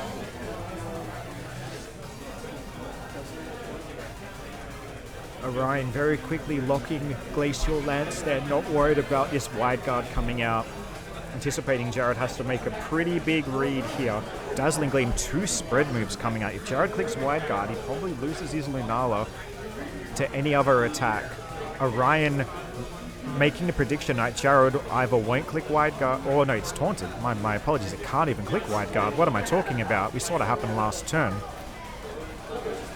So Orion free to just click these spread moves here. Miraidon got to move before this Grimmsnarl. Take it out. Unless it uses Scary Face, knowing that Orion's Miraidon is faster than Jared's. This is the difference between Scary Face and Thunderwave. Thunderwave not able to paralyze an electric type. And Dazzling Gleam does come out here. Glacial Lance should be enough to finish off this Lunala. It's a very powerful attack. It's not. It actually lives. The Electric Seed defense boost enough to allow this Lunala to hang on 1 HP. I'm not sure if that is a positive thing for Jared or not, though. Perhaps he wanted to sack the Lunala that is low and get himself a free switch. But with the Scary Face and Jared's Lunala being fast, we just saw that his Lunala is going to move before this Miraidon that's now had its speed lowered by 1. And Ogerpon here going to move him for this Calyrex. Calyrex, being a Terra Fire, has no way to protect itself from the Ivy Cudgel. I'm not sure if Ivy Cudgel will be enough to take the knockout. But Orion now in a spot of difficulty. The Tornadus adjustment maybe wasn't what he needed. Jared bringing the same 4 Pokemon in the same order as he did in the previous game. Incineroar, though, being revealed. A Pokemon that you think Orion has to bring to this matchup when you're sitting in front of an Ogerpon that threatens so much damage onto your Calyrex. Intimidate coming out. Calyrex going to protect here. Jared's, though, deciding to target down into what was the Miraidon slot, knowing that this Ivy Cudgel does a lot of damage. Saw that in the last game. Electricity's gone, but there's no Miraidon on the field. One switching back in could reset the terrain here, giving us another 5 turns of Hadron Engine. Orion now deciding to finally go for the Terra. It's going to be the Terrestrialization on the Calyrex, still weak to that Ivy Cudgel, but it is going to remove the weakness from that Moongeist Beam. Calyrex is a very naturally bulky Pokemon, probably going to take that very comfortably. Fake Out covering into the Ogerpon slot, so there can't be a double up into the Calyrex. Jared having to anticipate that and go for a Protect here. Spiky Shield going to do damage to Incineroar. It's not enough, though. Incineroar just hanging on narrowly. Moongeist Beam will come out into the Calyrex, dealing about 30-40%. Would have been quite a far way off the KO, even without the Terrestrialization. Trick Room coming out, though. Orion bringing himself back into this game, into a good position now. With that Calyrex, he has the slowest Pokemon currently on the field.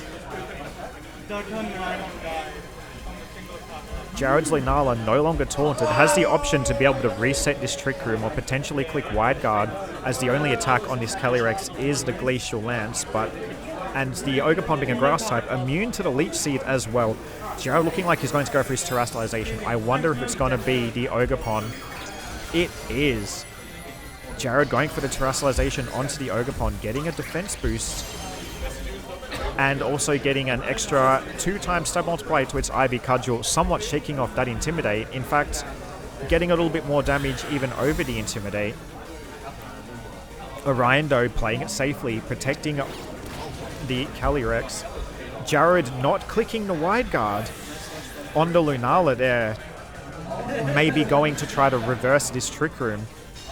Ivy Cudgel coming out, but it's going to land into the Protect here. Leftovers recovery coming onto the Calyrex, not something we're used to seeing here.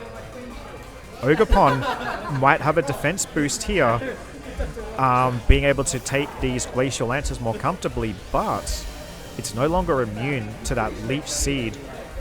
The big trouble for Jared here, though, is that he's now got a Miraidon in Trick Room in front of a Calyrex, able to click a super effective Glacial Lance. No way to protect this Pokemon. Orion played a very, very good mid-game, and now he's looking comfortable to close this one out. It's still not over. A few reads might make the difference. This Ivy Cudgel could just be enough to remove the Calyrex completely from the game. And Ogerpon should, if Orion's Miraidon comes back out with Trick Room up, this Ogerpon should be moving before it now. but Jared going to just protect his Ogerpon. Glacial Lance coming out, only going to do about 60% with the Reflect up to this Maraudon. Assault Vest knocked off, doesn't really matter, it's just a little bit of chip damage. And this is the reason for the Protect. Jared here going for Parabolic Charge, wanting to try and heal back up so he can survive yet another turn. Importantly, removing the Incineroar from the equation. Little bit of healing probably won't be enough to take another Glacial Lance, but chip damage onto his Calyrex. If Ogerpon's Ivy Cudgel wasn't going to do enough before, with it being at -1, it might be enough now. This Calyrex just over half HP. He's got 6 mythicals right now. Light Screen going down on Jared's side of the field. Out comes Maraudon. We've seen that Jared's Maraudon is actually slower, so it will be moving first here in this interaction. Although it probably won't survive another Glacial Lance from the Calyrex. The Ogerpon, though, going to be slower than this Maraudon, moving before it. And with the defense boost from the Terastallization, might be able to shrug off these Glacial Lances, especially behind Reflect. This probably won't even do half. Let's have a look. That was about 30-40% damage. The critical hit on Hermes, I don't think that mattered. It flew too close to the sun. Got what it deserved. Attack boost from the Calyrex, though. This Maraudon threatening them. But here we go. This Ogerpon moving first. We know that the Ogerpon is slower than the Maraudon. Removing this Calyrex so it can't move first on that next turn of Trick Room. This Maraudon now deciding to lock into Dazzling Gleam. Interesting decision. I'm not sure why he wouldn't lock into an electric type move here. Perhaps not sure that the Glacial Lance would be enough, just covering for the option. And Electrogia probably would have taken the knockout, but now that lets Jared fire off this big Ivy Cudgel with the Terra Boost, and that's going to be game 2 for Jared. Very, very close set. Both of these games have been very, very close so far. Jared played really, really well, navigated his well through that Trick Room beautifully with the Ogerpon. The Terror Rock on the Ogerpon Cornerstone, not something we see very often. Giving Jared the defense it needed to survive a Glacial Lance. And the damage it needed to be able to take these crucial knockouts. I think Orion may have been better there, though. Locking into an electric type move.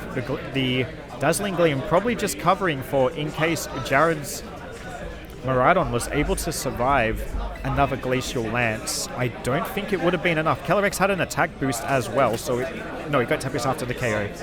It shouldn't have been enough. Maybe Orion not familiar with seeing the Terra Rock Ogerpon. Maybe forgetting that it no longer resisted the grass type move. I'm not sure, but we take those. Orion's adjustment with the Landorus not quite paying dividends in that game. Looking like he's going to bring it again, though. The Urshifu in that game 1, switching into a Parabolic Charge, was not long for the world. Orion using a little bit more this time around. He's been very quick with his lock-ins previously, making very fast decisions. Locking in his team, locking in his moves. Now in this Game 3 scenario, Orion having to think about whether or not Jared will make his own adjustments. He ran the same 4 Pokemon in the same order in Games 1 and 2. Will Jared simply run the same 4 Pokemon again? Orion having to mull over that for a little while. Jared actually locks in his team before Orion is ready. Quick update for the game that was being played next to me. Himothy Nurse, the gatekeeper of Alfie, 2-1 in this tournament, goes down to senior hero in Perth, Pahul. Congratulations, Pahul. You're now 3-0, correct? Yep. One more round. Pahul at 3-0, going to be playing on top tables in the last round. Unfortunately, there'll be no top cut for the seniors today, but Pahul will definitely be getting his 50 CP for this cup win.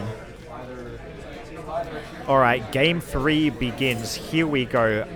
Orion, aka Oreo, versus Jared MUPPET Clapin. I don't even know if that's how you pronounce his last name. It's probably Welsh or something. Jared, again, sticking to the Maraudon Grimmsnarl. And Orion going back to the Game 1. Sorry, no, that Game 1 was Calyrex. No, yeah, same lead as Game 2. Incineroar Miraidon. Orion confident that he had what it took to get through the game with this lead. Slight adjustment though, Orion very quickly unlocking his moves, but we're going to see an early terrestrialization from him. Fake out into the Grimmsnarl. The Terra Ghost Grimmsnarl that hasn't terrestrialized all set. We see a lot of Grimmsnarls Terra Ghost. We rarely ever see them actually terrestrialize though. It's just a contingency to cover. Orion not falling for it. He says you're not going to Terra. He doesn't want these screens going up. Going to terrestrialize his own Miraidon, clicking that Dazzling Gleam, thinking that Jared will hold on to his terrestrialization again. I don't think this will be enough damage to knock out Jared's Miraidon with the Assault Vest, but it will do a big chunk of damage. We also see that Orion's Miraidon usually moves first. Jared likely not going to click an electric type move here into the quad resistance on Orion's side. If he clicks a Draco Meteor, this won't go in to the Miraidon. Orion making a big play, wanting to end this set and end this game very, very quickly. Terrestrialization comes out. That is a Terra Fairy Miraidon. But Jared is going to make the turn 1 terrestrialization response as well. And it's on his Miraidon. This could be a big turn. Jared, knowing that his Miraidon is slower, he knows that Orion has clicked Dazzling Gleam a few times here. Fake out not coming into the Miraidon as had previously. Miraidon did switch into that Lunala, game 2, taking the fake out. Terra Fairy, Choice Specs, Dazzling Gleam, more than enough to take out that Grimmsnarl. No Light Scream. Stab boosted from Terrestrialization, Choice Specs boosted. Electric Terrain, Hadron Engine boosted. But Jarrow just gonna click the Electro Drift, turn 1. No Choice Specs on this side of the field. But Terra Electric, and it's not enough. Incineroar naturally bulky enough to take this Electro Drift on Electric Terrain, boosted by Hadron Engine. And boosted by the Terrestrialization. This is one bulky Incineroar.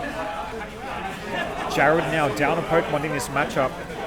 The one advantage he has here is that he has out the Lunala, threatening Wide Guard here. This Miraidon locked into Dazzling Gleam. Very, very risky if Orion stays in. Jared got to make the decision. Does he click Wide Guard? Does he anticipate the switch? Does Jared think the Landorus is in the back again? Electro Drift would be a lot of damage into this Miraidon. But where's the Landorus? The Landorus does come in. It switches in for the Incineroar slot, however. Big read being made here. Jared does go for the Wide Guard. Orion keeps the Miraidon in. He doesn't think Jared's going to click Wide Guard. Dazzling Gleam will be blocked by the Wide Guard.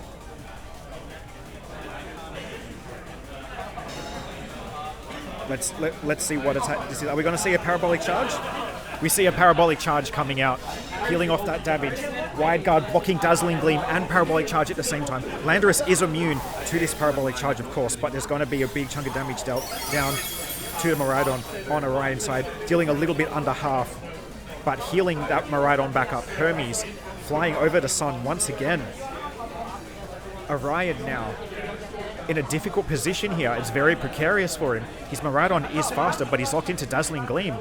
Does he want to risk staying in and hope that the Lunala doesn't click it again? Is Jared going to read a switch, or is he going to click Wide Guard again? These are some crucial turns. This is a very, very good game 3 right now. We are definitely having a set.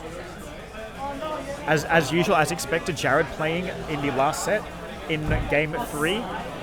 Sorry, Jared playing the last game of the tournament, naturally, as we expect, but not playing his usual traditional stall teams. Jared lately been playing a little bit more meta, a little bit more hyper offense, a little bit off his general style, but he turns out to be quite good at these hyper offense teams, getting himself some placements, getting cup placements, challenge placements, regional placements.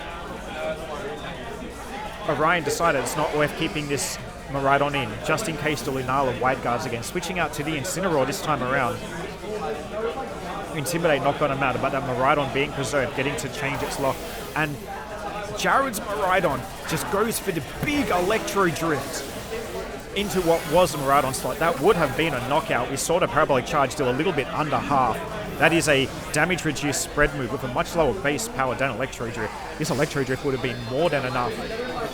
And the Lunala, this time Jared predicting the switch. Moongeist Beam is going to do about 50% to this Landorus. And the Assault Vest Miraidon is so bulky that it takes a Life Orb boosted Earth Power from a Landorus Incarnate with sheer force. Of course, we know that Orion's Maraudon will be moving first here. Whatever move it locks into will be connecting first. Probably wants to click the Dazzling Gleam, and at the same time, very risky to actually do so. There is the threat of Wide Guard again on Jared's side. A lot of reads having to be made here. Orion going to protect his Landorus, wants to keep it around. Wide Guard coming out from Jared's Lunala. Possibly clicking Parabolic Charge, or maybe just anticipating another Dazzling Gleam, trying to catch the read here. Volt Switch is going to be enough from Orion's Maraudon to take out Jared's. I don't think the critical hit mattered there.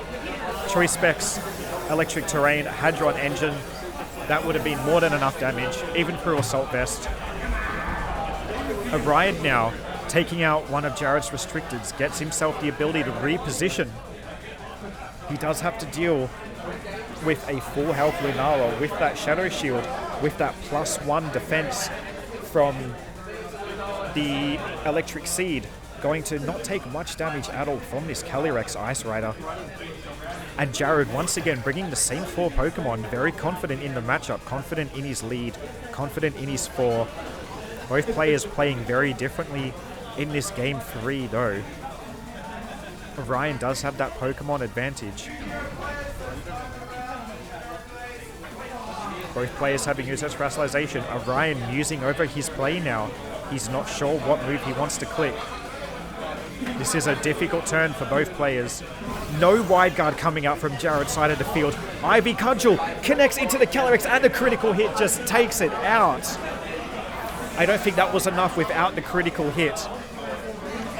Lunala, we've seen before that this Lunala is faster than the Landorus on Orion's side. Slow, bulky Landorus versus fast Lunala. Big Ice Beam does do enough to take it out. That Calyrex, without the critical hit, probably would have survived that turn.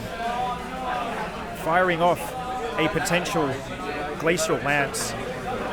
Orion probably wouldn't want to set Trick Room here. Not in front of a Lunala and an Ogerpon. He's got him right on in the back. That critical hit may have been the difference maker, and this set, I think, is done. This Miraidon won't be able to do enough damage. Lunala has Shadow Shield. Ogerpon has Sturdy. It's not going to be able to take a one-hit knockout. Dazzling Gleam won't do any damage at all, and there's the potential for it to be blocked by Wide Guard. Orion, though, going to have to play to his outs. Jared decides to protect the Ogerpon here, clicking Spiky Shield. Is he going to Trick Room this turn? He knows that Miraidon's the fastest Pokemon on the field. Electro Drift doing less than 50% to this Lunala through the Shadow Shield. Trick Room does go up. Jared sealing the game here. Masterfully played. What a brilliant set. What an amazing game 3. This was fantastic the whole way through. Orion's still going to play it out. We respect that. But looking over at the tables, I think the concession of defeat is there. Jared going to move himself into top cut in this tournament, I believe, at 3-0. Wanting to win this tournament. Jared on 150 CP, needing exactly 50 to get that 200 CP for the Ace Trainer promo. Taking out the set. Well done, Jared. What a brilliant set. I'll be right back with the winner's interview.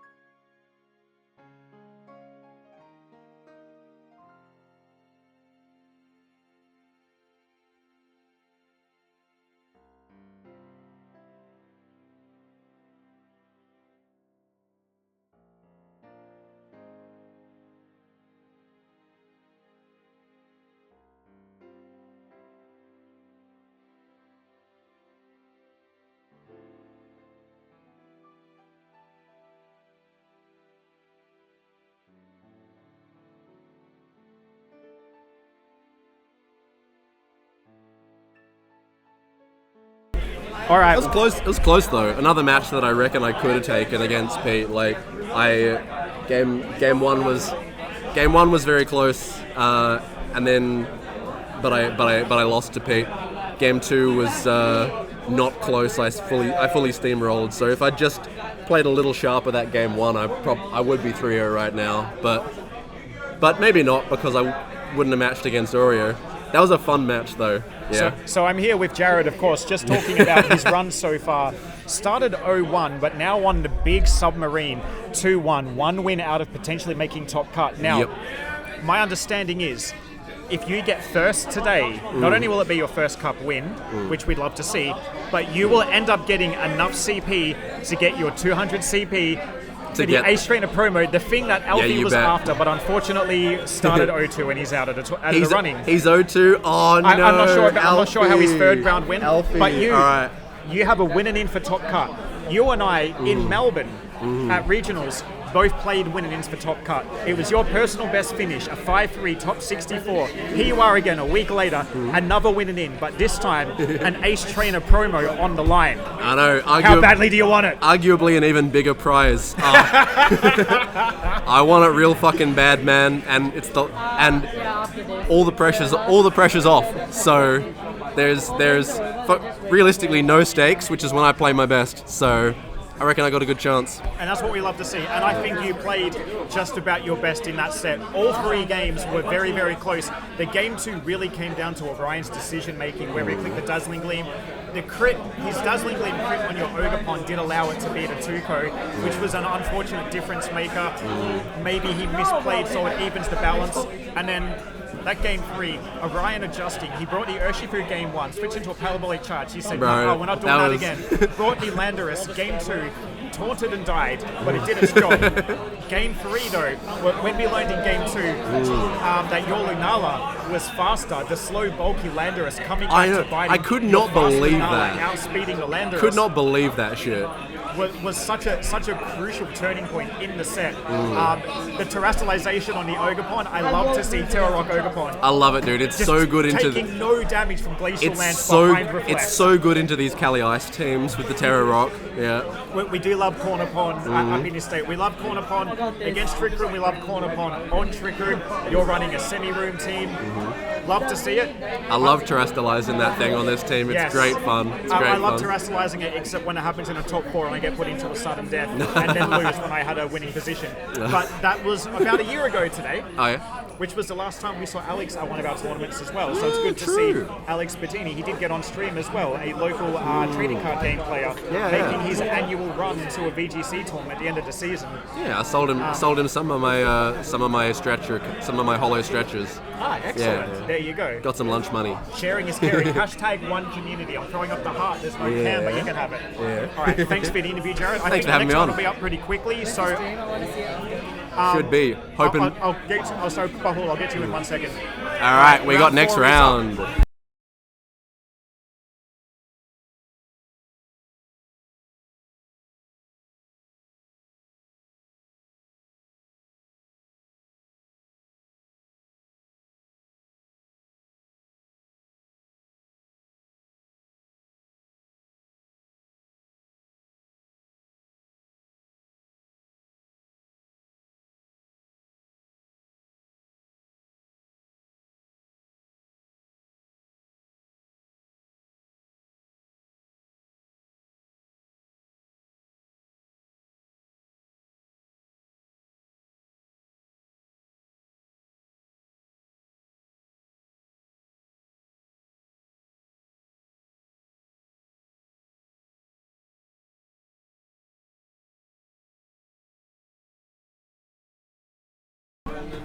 Sorry for the brief intermission.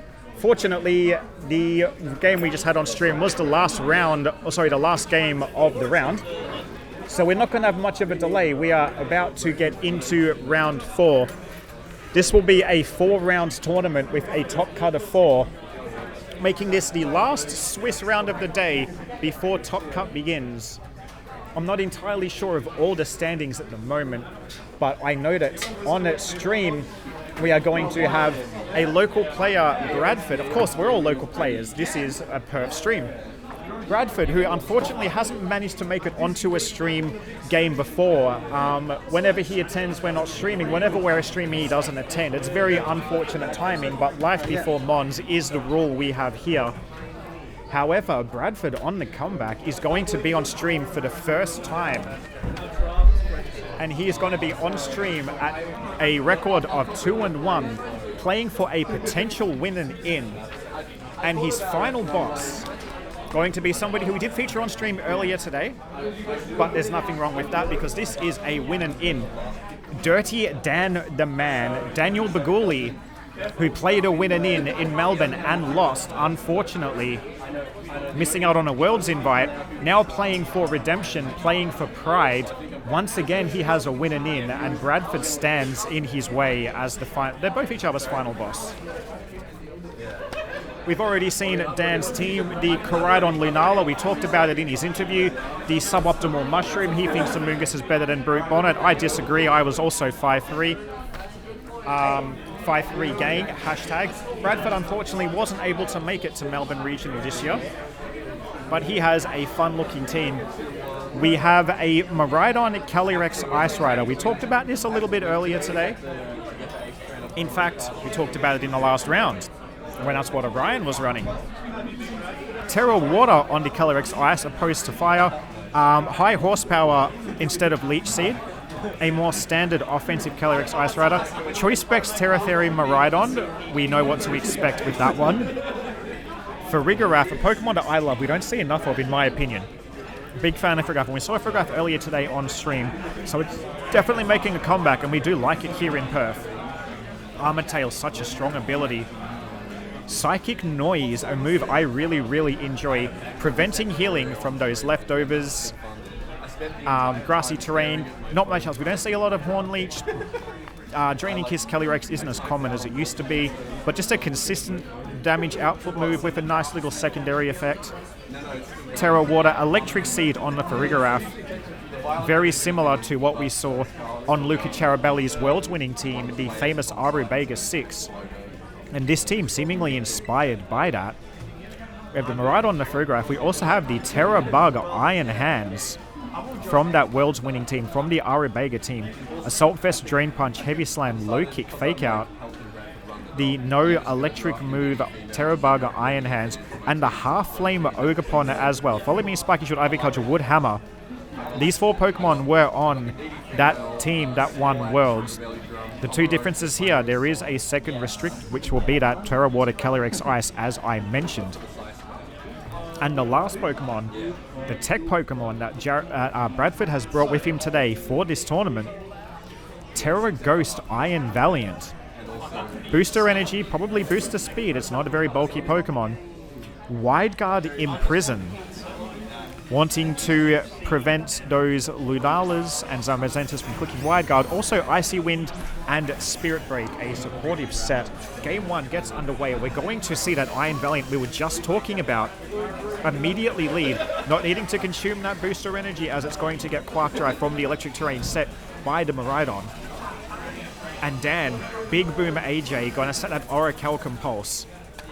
Orichalcum, I'm not sure.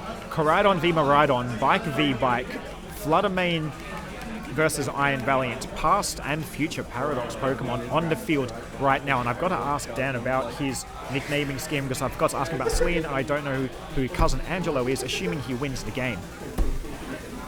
And behind me, I will be joined by local TCG and occasional VCG judge, also VCG feature, also just a good player and a good person in general, Mr. Anthony saying hello. Hello, how's everyone? Well, they're not here at the moment because our stream got shut down, but we're going to be re-uploading this later. Right. Anyway, turn 1 getting underway. We're going to see a very aggressive turn 1 play, Terrestrialization on that Miraidon from Bradford, but Dan going to respond with a Terrestrialization of his own. You'd assume it's going to be on this Koraidon because the Fluttermane would have been faster. Now we've got to wonder, is this Miraidon faster than the Koraidon, or is this going to be a speed tie? 2 bikes, 2 Terrestrializations, past and future. Iron Valiant, Bradford going to open up with the Wide Guard, not wanting to get hit by the Icy Wind from that Fluttermane. Fluttermane does indeed go for the Icy Wind. That speed drop is blocked. Will this Miraidon move first? We believe it might be faster based on the Terrestrialization interaction. Oh, it is a speed tie. It is a speed tie. And Flame Charge coming out from this Koraidon, hitting that Iron Valiant with the Terrestrialization, enough to take the knockout. getting that speed increase to cover for the wide guard. Dan very, very brilliantly played turn 1 here, covering both options, but we've got to see what Bradford's going to do now. He's decided to lock into Dazzling Gleam, unfortunately going to be resisted by this Koraidon, but will do a big chunk of damage to this Fluttermane and break the Focus Sash.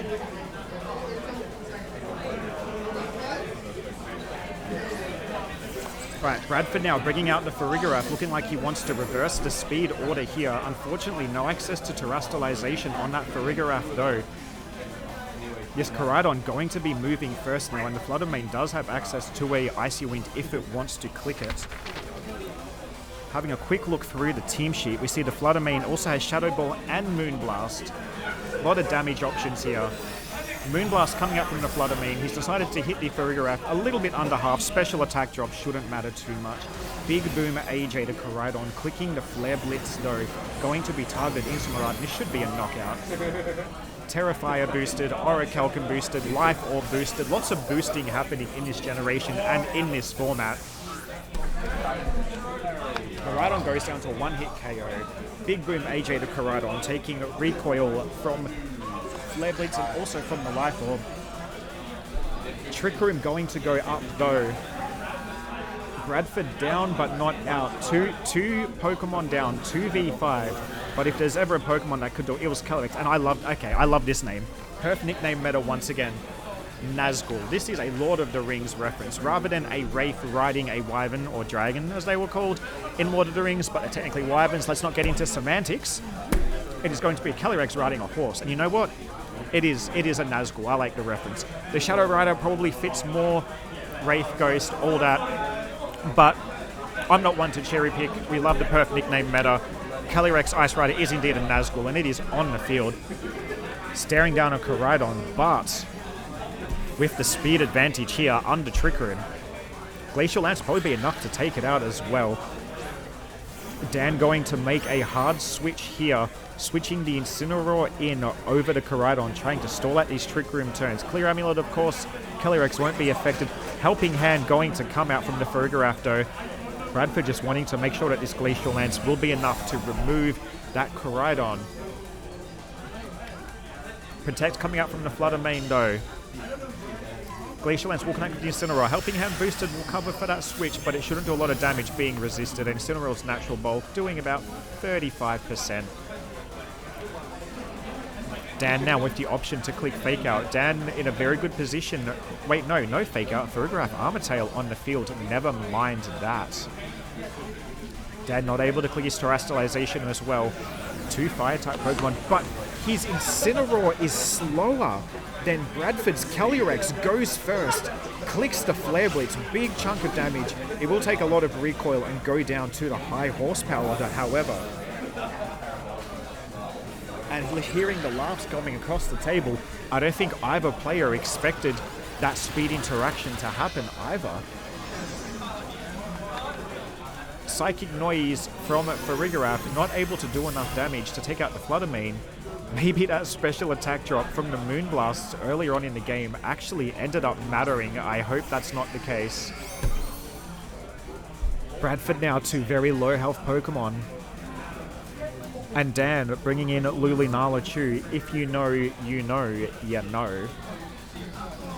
Going to be able to take plenty of damage from this Glacial Lance. Able to potentially block it with Wide Guard as well. Let me just double check, fact check myself on that. This Lunala does have Wide Guard. Bradford, not wanting to get blocked by the Wide Guard, decides to click high horsepower into the Fluttermane, sealing the knockout, but from such a heavy Pokemon advantage, this foul play dealing about 40% to the Lunala through Shadow Shield. Lunala doesn't have a very high attack stat and is reasonably bulky as well, so I'm just going to take a 4 times effective foul play rather well from Pokemon that's not a Dark type. Moonblast Beam just covering the Calyrex there. Dan's commanding position improving as a 1-for-1 Pokemon trade happens, but Dan with 2 restricted Pokemon versus Bradford with a Farigiraf and a Dream that can only hit one of these 2 Pokemon and should get taken down. Very good set so far, though. Nicely played game here by Bradford and Dan both. I got to ask him about his naming schemes. I don't know who Big Boom AJ is. I don't know who Celine is. I don't know who Cousin Angelo is. I'm sure there's a reference to some anime or TV show or Johnny Sins in there. Foul play, not enough to take out this Lunala. That'll be the Frigoraph not taking that. We go on to a game 2 as I open my prize pack real quickly.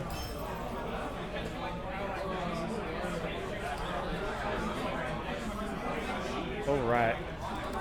So a well-played game by both players. I do like these Lunala-oriented semi-room teams. I am quite a fan. I ran one myself at Melbourne Regionals. I like having different speed modes. I like Lunala's bulk and its great utility. It still also hits really, really hard as well.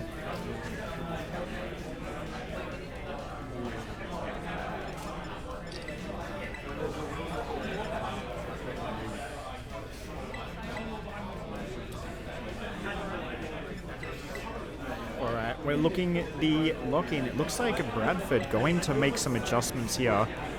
They are quite far away from me and the room is loud, but I still won't say that. I'll say it quietly so nobody catches wind of what I'm saying. Because of course I'm not that far from the table. But Bradford making an adjustment here. I wonder if Dan is going to read that.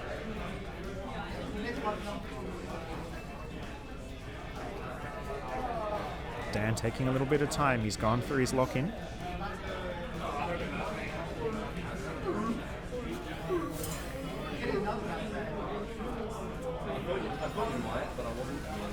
Alright, here we go. Game 2. Dan continuing to lead with Lunala Chew, if you know, you know, and the Rizzler himself, Incineroar. Bradford's adjustment is going to be Miraidon next to the Ogerpon half lane. Unfortunately though, this Ogerpon not going to be able to deal any damage to this Incineroar, and leading in front of an Intimidate. Mold Breaker, I cannot remember if Mold Breaker will hit through Shadow Shield. I know it'll hit through abilities like Sturdy and Disguise, but I'm not actually sure if it does enough damage, if it affects Shadow Shield, because I believe some of the legendary abilities interact a little bit differently. Anyway, we're not going to get to see that happen today. The Ogerpon is going to be switching out in favor of the Farigiraf. Maybe trying to catch a fake out. Maybe this was a sneaky turn 1 play by Bradford here. Electric Seed as well. He does indeed catch the fake out. The Rizzler faking out into what is now an Armortail. And here comes a big Choice Specs boosted Electro Drip without Terrestrialization. Doesn't matter, it's enough. It's also Terra Fairy, so it wouldn't have boosted the damage anyway. That is enough to take the knockout immediately. Bradford gaining a Pokemon advantage. But Dan setting Trick Room. His Lunala still has Shadow Shield. You've got to assume that there's probably an Ursaluna in the back, and Big Justice has hit the field. Shiny Ursaluna next to shiny Lunala. Absolutely beautiful color contrast, fantastic palettes. We're here to talk about competitive Pokemon, but we can also talk about brilliant designs, as are both Lunalas and Ursalunas in my opinion, and great shinies. Frigoraph, love the Pokemon competitively, don't love what it looks like. Doesn't make any sense to me, I don't get it. Miraidon, I love. Futuristic jet bike, fantastic. And we're going to get to see what this Miraidon can output this turn. No Terrestrialization on Bradford's side. Headlong Rush coming out from the Ursaluna. Of course, it hasn't been Guts boosted yet, so it's going to do less than half to the Farigiraf. Still, not a lot of damage. Headlong Rush, a very powerful move. Ursaluna, 140 attack stat. Dan's Lunala terrestrializing, being able to both resist foul play, but also fire off a stab boosted Moonblast. Critical hit, I think that might have mattered. But now, with the broken Shadow Shield, the Electro Drift is not enough. The Electro Drift is not enough. Wow. At the end of the turn, Leftovers recovery going off on the Lunala. slowly building back to that Shadow Shield. Ursaluna getting burned, getting its guts boost. Bradford now, both of his Pokemon, the fastest 2 on the field, meaning they will be the slowest in Trick Room. Very difficult position. Is Miraidon not able to protect either, being a Pokemon down, much harder to pivot and stall these Trick Room turns. Bradford looking like he's going to opt to not switch and instead play immediately aggressively. Notice Miraidon is locked into Electro Drift, so he can't do any damage to this Ursaluna, which resists it, but he's going to Terrastallize anyway. Ogerpon clicking Follow Me. Perhaps this Terrastallization covering for a headlong rush, as well as this Follow Me. Ogerpon will take the Facade. Not sure which slot that was going into. Moonblast, though, coming out. We know which slot this is going into the Miraidon. Another critical hit. That would have been a KO that, if it wasn't Terrastallized, I believe. But the critical hit and the special attack drop. Special attack drop not going to matter because the Electro Drift is going to take out the Lunala. But Bradford, so unfortunate here. This Lunala has its goggles on. 2 critical hits in a row. You hate to see it. Unfortunately, that's the game we play. Something, enter Rhetoric here. Bradford now switching in his Calyrex, but we did see that Dan's Incineroar being slower than that Calyrex. Probably one of the minimum speed Incineroar to get that very, very slow pivot, as he often wants to U-turn on a Trick Room turn to bring in the Ursaluna. So presumably this Ursaluna should be also slow enough. Dan seeming to lean more into the Trick Room mode of his team than Bradford right now, but these are both base 50 speed mons. We could be wrong. We don't need the interaction here. The interaction could actually matter enough to make a difference. Bradford still with a chance to bring himself back into this game. They come from behind. The Incineroar being removed on that turn 1 by Bradford was a crucial turn. Nothing that can now switch in. Koraidon going to protect here. Big Justice, big Facade. Not nearly enough damage to take out this Calyrex. We see the Ursaluna moving first. We don't know if this is a speed tie yet. But based on the interaction from the previous game, I don't think this is a min-speed Calyrex. The Glacial Lance, though, such a huge hit. Ursaluna, such a bulky Pokemon. We're not used to seeing it go down in one hit, but it certainly did there. And Bradford's position looking kind of good now. We've seen that there's a speed tie between the 2 bikes, but the Calyrex, we know is going to be moving first. I don't think there was any play here for Dan after losing the Ursaluna. Glacial Lance is going to come out, super effective, +1 connect. Bradford, despite suffering the worst end of RNG, 2 Moonblast critical hits that mattered in the long run and a special attack drop, but Bradford still able to push his way through that game. A fantastic adjustment, bringing that Farigiraf in the back turn 1. Game 2, sorry. Switching it in turn 1 to block the fake out.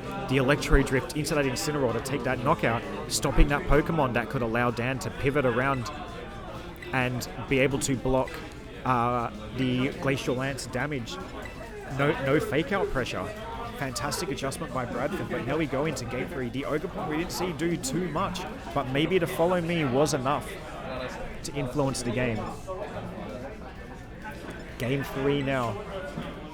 It's do or die for both of these players. There is a win and in on the line.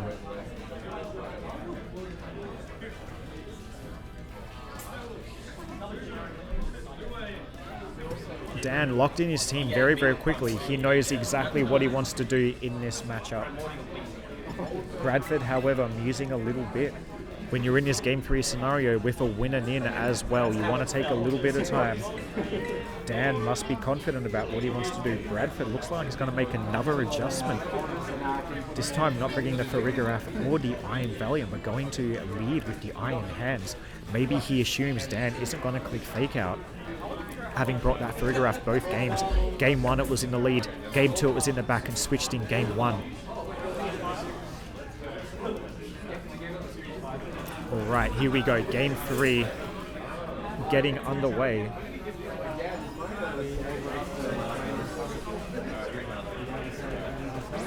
Big Boom AJ and Cousin Angelo. Dan going back to his Game 1 lead. He knows what he wants to do. He knows what worked. No Lunala to be clicking wide guard to be seen.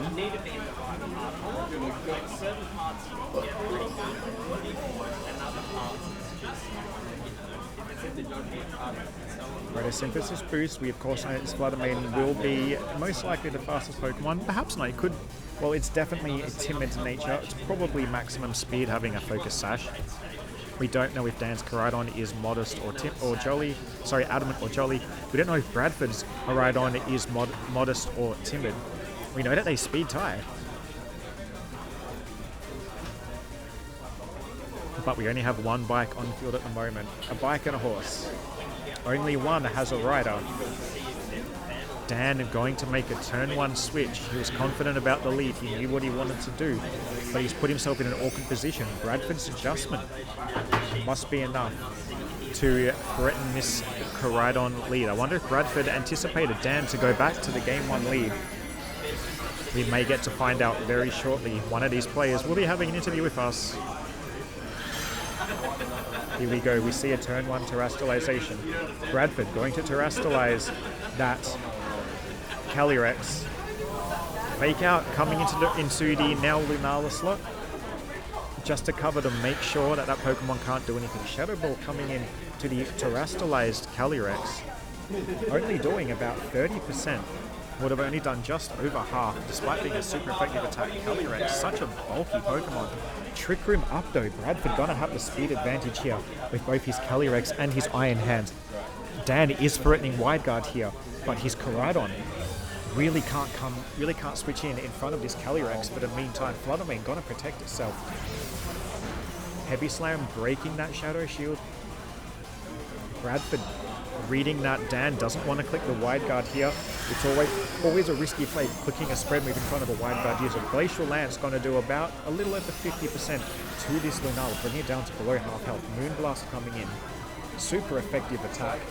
90 damage to that Assault Vest Iron Hand. Such a naturally bulky Pokemon, that Assault Vest being so big as well. Bradford looking like he's in a very, very strong position here, but a Wide Guard read, a tactical Incineroar switch is all it takes to flip this matchup. Alright, Wide Guard coming out. Dan deciding to click Wide Guard. Did Bradford anticipate this and go for a different move? Heavy Slam from the Iron Hands will come out onto the Fluttermane. It's the only attack Iron Hands can hit the Fluttermane with. It will break the Focus Sash, otherwise it would have knocked it out 600 times over. But Bradford reads the Wide Guard is going to come out, clicks the Heavy Slam. It's not going to be enough, however. Lunala just hangs on, and the stab boosting Moonblast from the Fluttermane, not enough to take out the Iron Hands over. This Iron Hands has taken 2 super effective attacks from 2 very hard-hitting special attackers. This is why this Pokemon has won Worlds twice already, and has been one of the consistently higher used and more successful Paradox Pokemon from this generation. Bradford hasn't taken any knockouts yet, but his position is looking very, very strong right now. Dan needs to get through these Trick Room turns, decides to retreat his Lunala. It can't protect. It's going to most likely get knocked out this turn. Incineroar comes out, intimidate this Iron Hands, threaten Fake Out for the next turn, potentially resist this Glacial Lance if it comes out. Heavy Slam targets what was the Lunala slot. Glacial Lance covering both ends. Not going to deal enough damage here. Incineroar barely taking any damage. Fluttermane still with 1 HP, but now Fake Out is threatened, and we've seen that this Incineroar is actually slower than this Calyrex on Bradford's side, so it could fire off a knockoff before it can move. No parting shot to pivot onto this Iron Hands. There is a U-turn. No Will-O-Wisp to burn this Calyrex, however. Bradford now deciding to protect under his own Trick Room. Potentially a tactical play. Fake out though, he gets the fake out read wrong, unfortunately. Fake out goes into the Iron Hands that cannot protect. Moonblast will come into this Calyrex slot, but we're hit to protect. Sunlight goes down, and along with it, Fluttermane's Photosynthesis, and the Dimensions will untwist. Dan playing very, very well here, stalling out these Trick Room turns. A lot of Pokemon low on his side of the field. An almost dead, knocked out, unconscious Iron Hands on Bradford's. The game is far from over, but Dan potentially back in control here, having gotten through these Trick Room turns without losing a Pokemon. This Fluttermane is going to be firing off an attack before it goes down. Incineroar, though, being slower than this Calyrex, is very susceptible to just taking a high horsepower. If Bradford decides to attack, Moonblast comes out. High horsepower does connect. It's not enough. Incineroar's natural bulk. The Rizzler survives. The knockout, though, also not enough to take the knock off. Not enough to take the knockout here. Calyrex now with no clear amulet. Ogerpon being switched in as well. Both players still with 4 Pokemon each. Two on either side at critical health right now. And 2 bikes in the back that speed tie each other as well. What's going to happen here? Will Bradford click follow me? Will Dan go for an Icy Wind and hope that can be enough damage to take the knockout onto the Calyrex? Shadow Ball is going to come out, anticipating to follow me, decides to Shadow Ball, dealing less than half to this Ogerpon. Special defense drop. The special defense drop. Glacial Lance going to come out though. Dan deciding that he wants to get the free switch and knowing he's taking Glacial Lance no matter what happens. Decides to go ahead and basically sacrifice his 2 Pokemon. Bradford now a 4-2 Pokemon lead. This Calyrex Ice Rider getting a Chilling Day boost as well. +2 to its attack. Koraidon, weak to Glacial Lance here. But with Koraidon Lunala, both of Dan's restricteds, this Koraidon should outspeed this Ogerpon. We know this Lunala is going to outspeed the Calyrex. Dan could potentially retaliate with a double knockout of his own, bringing us down to a 2v2. Bradford having to click follow me here, knowing that this Calyrex is likely going to be targeted down. Close combat. Close combat, perhaps covering for a potential switch, wanting to make sure he removes the Ogerpon. I wonder if maybe going for Flame Charge wasn't the better option here. Maybe he didn't want to click a Fire-type move in case the Miraidon came in the back and was able to resist. That would have captured the Miraidon. But we're now going to see the Speed-type interaction as Lunala knocks out the Calyrex. Bradford now bringing in his final 2 Pokemon, but this Lunala unable to protect. Very, very low. And this Iron Hands, by the same token, also unable to protect. Also very, very, very low. Dan perhaps having a slight advantage here as the Terrestrialization is already gone on Bradford's side of the field. This Iron Hands, though, can very safely click Fake Out into the Koraidon slot here, and then the Miraidon will be able to move first and take out this Lunala. But what move does he lock into is the question. It's risky to click Dazzling Gleam here. If he locks into a Dazzling Gleam, this Lunala could click a Wide Guard. Bradford musing. We've got a pretty good idea of what we think he's going to be doing here, but Bradford just making sure that he gets the move right. Dan going to Terrestrialize the Koraidon, probably anticipating the Fake Out, but maybe he thinks that something else is going to come out here. Looks like he's not going to protect. Oh, Lunala clicking the Wide Guard. Dan anticipating a Dazzling Gleam going to come out here. The Fake Out has to come out. You'd suspect nothing else is going to happen right now. Big damage from the Fake Out with that Quark Drive boost as well. Electro Drift coming out. And I think this will be the set locked for Bradford. We know that these bikes speed tie each other. One will take the other out. or potentially the Iron Hands, but the Iron Hands might be able to do enough to take out this Koraidon here. Close combat, that is going to take out the Miraidon. Life Orb Orichalcum boosted. I've seen this many times before. But lowering its defense a second time, there's no way it's going to be able to take a low kick from this Iron Hands. Plus a little bit of Life Orb chip. Low kick, whack, and there it is. Bradford on the comeback tour, taking out Dan Baguli. Dan unfortunately losing his second win and in of the week. But Bradford, the comeback tour, he is back, and he has just secured his spot in top call. I'll be right back with the winners interview.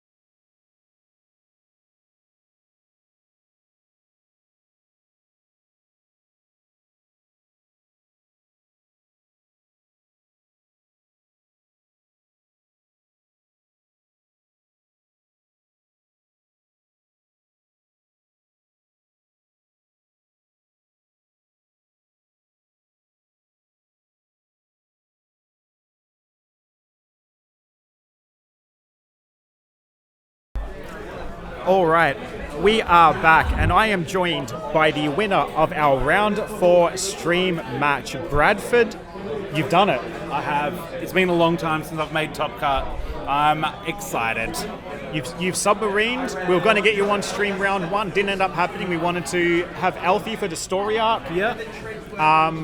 You didn't win your first round, so maybe better for you that you weren't here for that one. Yes, definitely. And And then- then I got to have a great stream match against Dan. It was a fantastic set. Oh, he's a very worthy opponent. He's one of those benchmarks in the community that I kind of measure myself against. Right. So it was really nice to be able to take the dub this round. That's excellent. He is definitely one of the better players around, and many of us have lost to him in win-and-ins and various top cuts and other interactions, regionals even. I played him 2024 regional, but I beat him in 2023 regional. We're very back and forth. But this isn't my story. This is the story of the man who didn't go to Melbourne regional, I did not. who didn't go to Brisbane regional, I did not.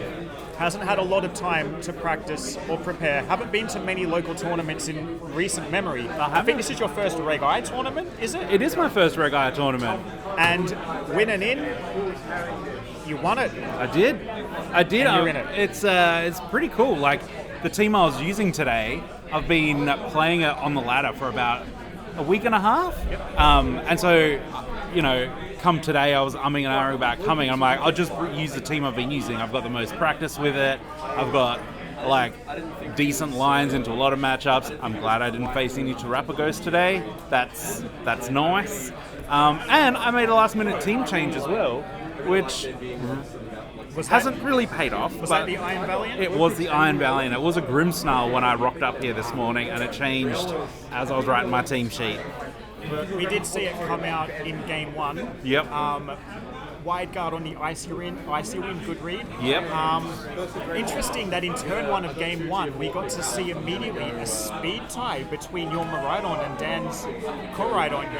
Your terrestrialization animation went off first, but his attack went off first. Yeah. There was a speed tie. Yeah. Being able to wide guard the Icy Wind was probably a pretty big deal, but I think Dan read that, Yeah. and he was like, I'm going to flame charge just in case for coverage. Yep. Took out the Iron Valiant. And Yeah. then you adjusted beautifully. game 2, keeping Farigarath in the back. Oh, yeah. Dan probably thinking he hasn't brought it based on the lead. The Yep. switch to catch the fake out, the Oh. electro drifts, the knockout turn 1, Yep. put you so far in front. Yep. And then game 3, you had to assume you had the Farigarath, you never had it. I You didn't. led Iron Hands. I did. I was like, I'm gonna fake something out and I'm gonna do murder. This is gonna be great.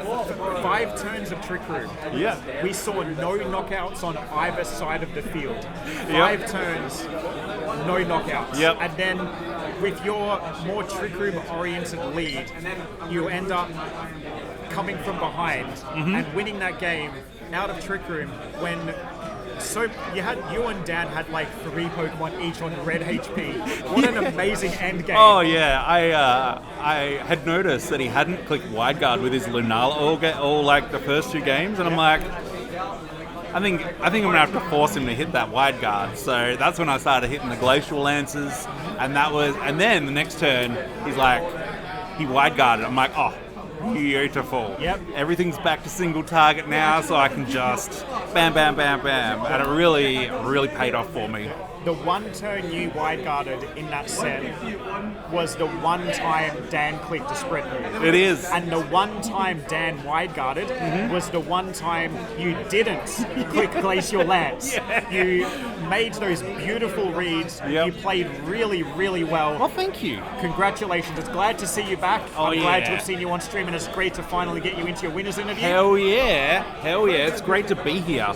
Excellent. That Yeah. is great to hear. Well, Can I give a shout out? absolutely, mate. We love. Oh, and by the way, shout out to Chris's sister Claire. Keep forgetting that one. Go for it, mate. I want to give a shout out to my wife, my wife Sophie, my sister Chev, who is watching, and hopefully my nephew Hunter, who is wanting. I'm trying to get him to come play the game again, and I wanted to show him that even at my advanced years of 39, I can still make top cut. Hopefully that works out. We would like to have more juniors and seniors in our community playing at these tournaments, and seeing Uncle Brad win an in against Dan Baguli, who is no slouch. Hopefully that does enough. But let's hope so. All right, congratulations, mate. Thank you. Thanks. We're going to take a quick break while team checks happen before top cut, and hopefully we'll see you again. Awesome. Thanks, Brad.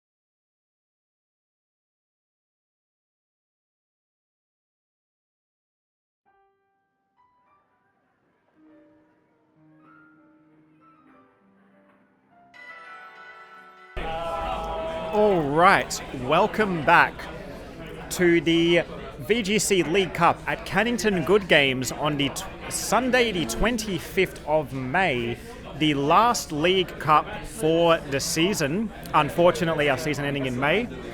Coming to you from Perth to Earth, etc., etc. For our top cut updates, unfortunately, Bradford, who won his what we called win and in, on stream and had a cool interview with, has unfortunately bubbled out. There was a 4-0 and 4-3-1, so Bradford unfortunately didn't make the top four.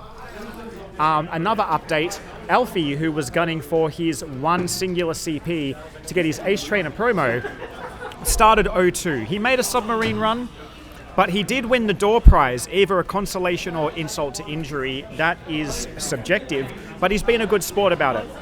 And he's sticking around to watch Top Cut. And also sticking around is somebody who we had on stream and at a winner's interview earlier, Jared, Howdy. looking like he might want to be sitting here casting. Would you like to join? Yeah, would you like a co-caster? I would. It's been a bit of a difficulty doing this solo. I've done much better than my solo runs previously.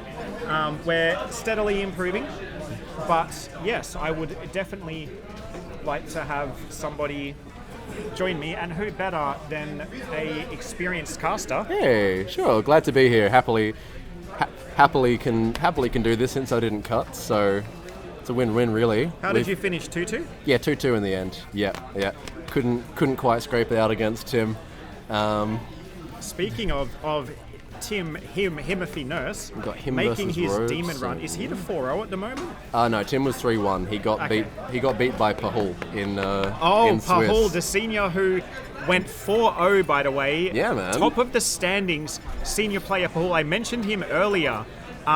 He got top 16 in Melbourne, top 4 in Brisbane. Yep. he's- Very, very new to the scene. Has not been playing for very long, but he's picked it up quickly. Very talented. Definitely one to watch in the future. Congratulations and shout out to Pahul Singh, 4-0. He Yeah, was the for only sure. senior, so he was getting 50 CP anyway, but he dumped a room full of masters regardless. Yeah, he earned it. He's qualified for Worlds too, so Yes.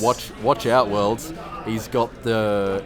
Today he was running the Covert Cloak Terrapagos. Yes. With very difficult for Tim to deal with because he and I are running very similar teams, and he's got the Snarl AV on that Miraidon, so that would ordinarily be his answer to things like that Terrapagos, but not with Covert. No fake out. Spirit Break from the Groomsnarl not going to affect it. But regardless, not the matchup he's in right now. Running it back versus Robeson, Tim said that the way he beat him in cut already was by hard predicting his leads every single game. So that's going to be his strategy again going into this one. Does have the option for a Trick Room mode himself, but his slowest mon going to be that Ursaluna, undersped by the Enamorous on Robeson's side, which is going to be min speed. The slowest mon on the slowest team selection. Robeson musing over this matchup, having lost it already in Swiss. Taking a long time, but his team, Tim locking in very, very early, very confident, I would think, knowing what his lead should be. Tim not known for messing around until after he's won, and he's trash talking you. And Robeson's team, you want to, we haven't had him on stream. Talk about this. There is some interesting spice there. Oh, it's a good team, man. It's very, this is what he brought. It's what he brought to Melbourne. It's quite similar to what we saw him on stream at Collector last, with the Life Orb min speed Dogi as a really solid Incineroar answer. But we didn't see the Enamorous. That's new. Gunk Shot one-shots Grimmsnarl through Reflect, he says, so 80% of the time anyway. But we got Calyrex Okidogi on the lead here. Tim has the option to try and deny Trick Room with by setting it himself, but would require a pretty hard read. And from experience, Robeson tends to like to get some damage down before he sets Trick Room in these matches, so he's got a little bit more breathing room during those 4 turns of speed order swap to actually get his win conditions. Staggering Trick Room, a very, very good strategy when you have to put yourself on a timer to win the game. Getting chip damage or even a knockout before setting that timer can give you the edge a lot of the time. But he does have to. But now he's staring down that choice banded Urshifu Rapid Strike, which is going to be tough to just sit around in front of. But we see the Terra Water, so. But the Surging Strike's going to go into the Dogi. See you, dude. Potentially read by Tim. 75% Choice banned Surging Strike's not going to take out the Dogi. There is bulk on this thing that it is doubled into. That's definitely going to take it out. Does that Dogi have Protect? It does. Risky Yes. double target there. Usually you might expect Calyrex wants to Trick Room, but maybe He's going to get it up. Tim may be knowing he's not going to be able to get the knockout on this thing, just wanting to cycle 1 KO, give Robeson a little bit less leeway for this 4-turn timer that he has now set both players on. He does get it up, and he gets the clean switch into that Enamorus as well, looking very nice in front of the Urshifu. Wide guard though on Lunala, looking very useful in this scenario, but 2 spread moves, yeah. Tim probably also wanting to get the Trick Room unset, which is going to be not something he can do and wide guard. So Robeson in a good spot pressure-wise. That Urshifu's certainly threatened to be KO'd before it can lay damage down, but we'll see what he locks in and how Robeson responds. He is going to opt to try and unset the Trick Room, and does switch out the Urshifu into My Daddy, Grimmsnarl. No, Incin. Is Grimmsnarl's called My Dad? Oh, that's a little bit sneaky. Big Moonblast. Ooh, that's an AV Incin as well. Robeson reads it and clicks Trick Room himself. Holy shit. Oh no, and the turn That's time crazy. That's an AV Incin as well, taking that Moonblast. It is Specs Enamorus off of what's Enamorus Therian, like 136 special attack or something? I'm not sure, but I think it's Specs. around the 130, 140 Yeah. mark. I don't think anybody knows the stats on this thing. I know it's slow, and that's all I know. I don't think it's slower than Torkoal. Yeah. But the last time I remember seeing this at all was like EUIC 2024, I think, like seniors finals. One of those monsters. We saw an Enamorus. It didn't go so well. That was one of Kevin Hahn's. That was junior, sorry. One of Kevin Hahn's many wins that year. Yeah. He took out the Enamorus. I think it was Ismail, right? I don't Ismail remember, Hoagie, yeah. who I think won. He beat Takumi at LAIC this year, and he's right. won himself a few big tournaments since then. Yeah. A lot of strong junior talent internationally, and Kevin Hahn, who was the junior world champion last year, was interviewed on the O2 Drop podcast right here in Western Australia. I caught that episode. That's good. It's been cool to see all the famous names. Ooh, Incin hanging on 8 from that Glacial Lance. Another reset. Yeah, I didn't see what the Incineroar did that turn, but yep, I am probably a bit negligent. it must have been a fake out, because no damage has been laid down and Aditi came in, so it must have been fake out into Psychic Terrain, stopping it. But the Trick Room gonna go back away now, and Tim with the speed pressure again, but Indeedee in, Psychic Seed activating, so that knockoff not going to be doing full damage. Likely still a 2-shot though into the Indeedee. But the Indeedee redirecting away from the Calyrex is important. The Calyrex does get to maybe reset Trick Room again, or a big Glacial Lance will take out the Incineroar and do a decent amount of damage to this Lunala as well if it comes out. Lunala's Electric Seed hasn't been activated yet, but we're going to see it leave the field. That's good. Pete looking like reading the... Tim looking like reading that Robeson will want to... not click Trick Room this turn, at least not on the Calyrex. Surprised he didn't want to go for that Insin KO, but Tim switching in the Urshifu just straight up. And there comes the Ursaluna, ready to try and catch that Trick Room. Maybe reading another Trick Room, yeah. And he gets it There right. it is. Will be speed tying with the Calyrex though. Difficult to handle, but no boosts yet on the Calyrex, and Ursaluna can be spec'd to tank one Glacial Lance. Tim still has access to his terrestrialization as well, so he can evade this Glacial Lance weakness. And the Urshifu gonna resist it as well. Yeah. Tim played really, really well these last few turns, clicking Trick Room twice to reset, a little bit of repositioning. He had a pretty difficult lead, but showing just how skilled a player he really is. Being able to take a knockout already in this game and put himself into a very strong position here. He's read 3 Trick Rooms now, clicked it himself twice, and then switched Ursaluna in on another one, and now Robeson looking like he's in a little bit of a predicament. He's really held on to his mons, like that Insin really low. Tim's been playing with his numbers really tight. He's going to go for that Terra now as well on the Ursa. Going to be Terra Ghost so that it's not weak to the Glacial Lance anymore. And the Indeedee not particularly threatening a KO on that on the Urshifu. No Psychic Stab, only the Alluring Voice, but he's going to Helping Hand, and that would have made the Glacial Lance KO if not for this Terror on the Ursaluna, letting it survive. The Facade coming off, going to one-shot the Indeedee. No Indeedee's getting through that. And what did the Shifu click? It was U-turn, I believe. Oh, U-turn. Turning out into what? Yet another pivot. The Lunala, presumably. He didn't bring the Murad on this matchup, did Yes. he? He left one restricted behind. So yeah, he didn't. Not only does he so only no have one seed restricted, activating. no seed, yeah. No seed this game, which is a real shame. He's had that Shadow Shield broken, but Tim didn't bring his Maraudon or his dad. he brought his daddy, but not his dad. Yeah. He's got the double bear and the double moon. Musing over this turn now, we're not sure about the speed interaction there. Was that actually a speed tie, or is this not a min-speed Ursaluna? Did that Calyrex naturally underspeed? These semi-Trick Room teams, it's really, really hard to gauge. Some people like to have a little bit of speed or a neutral speed nature, just to be able to outspeed in mirrors and certain interactions. Yeah, we see Dan Baguli was running a minimum speed Incineroar that was actually slower than Bradford's Calyrex Ice in the last round, for example.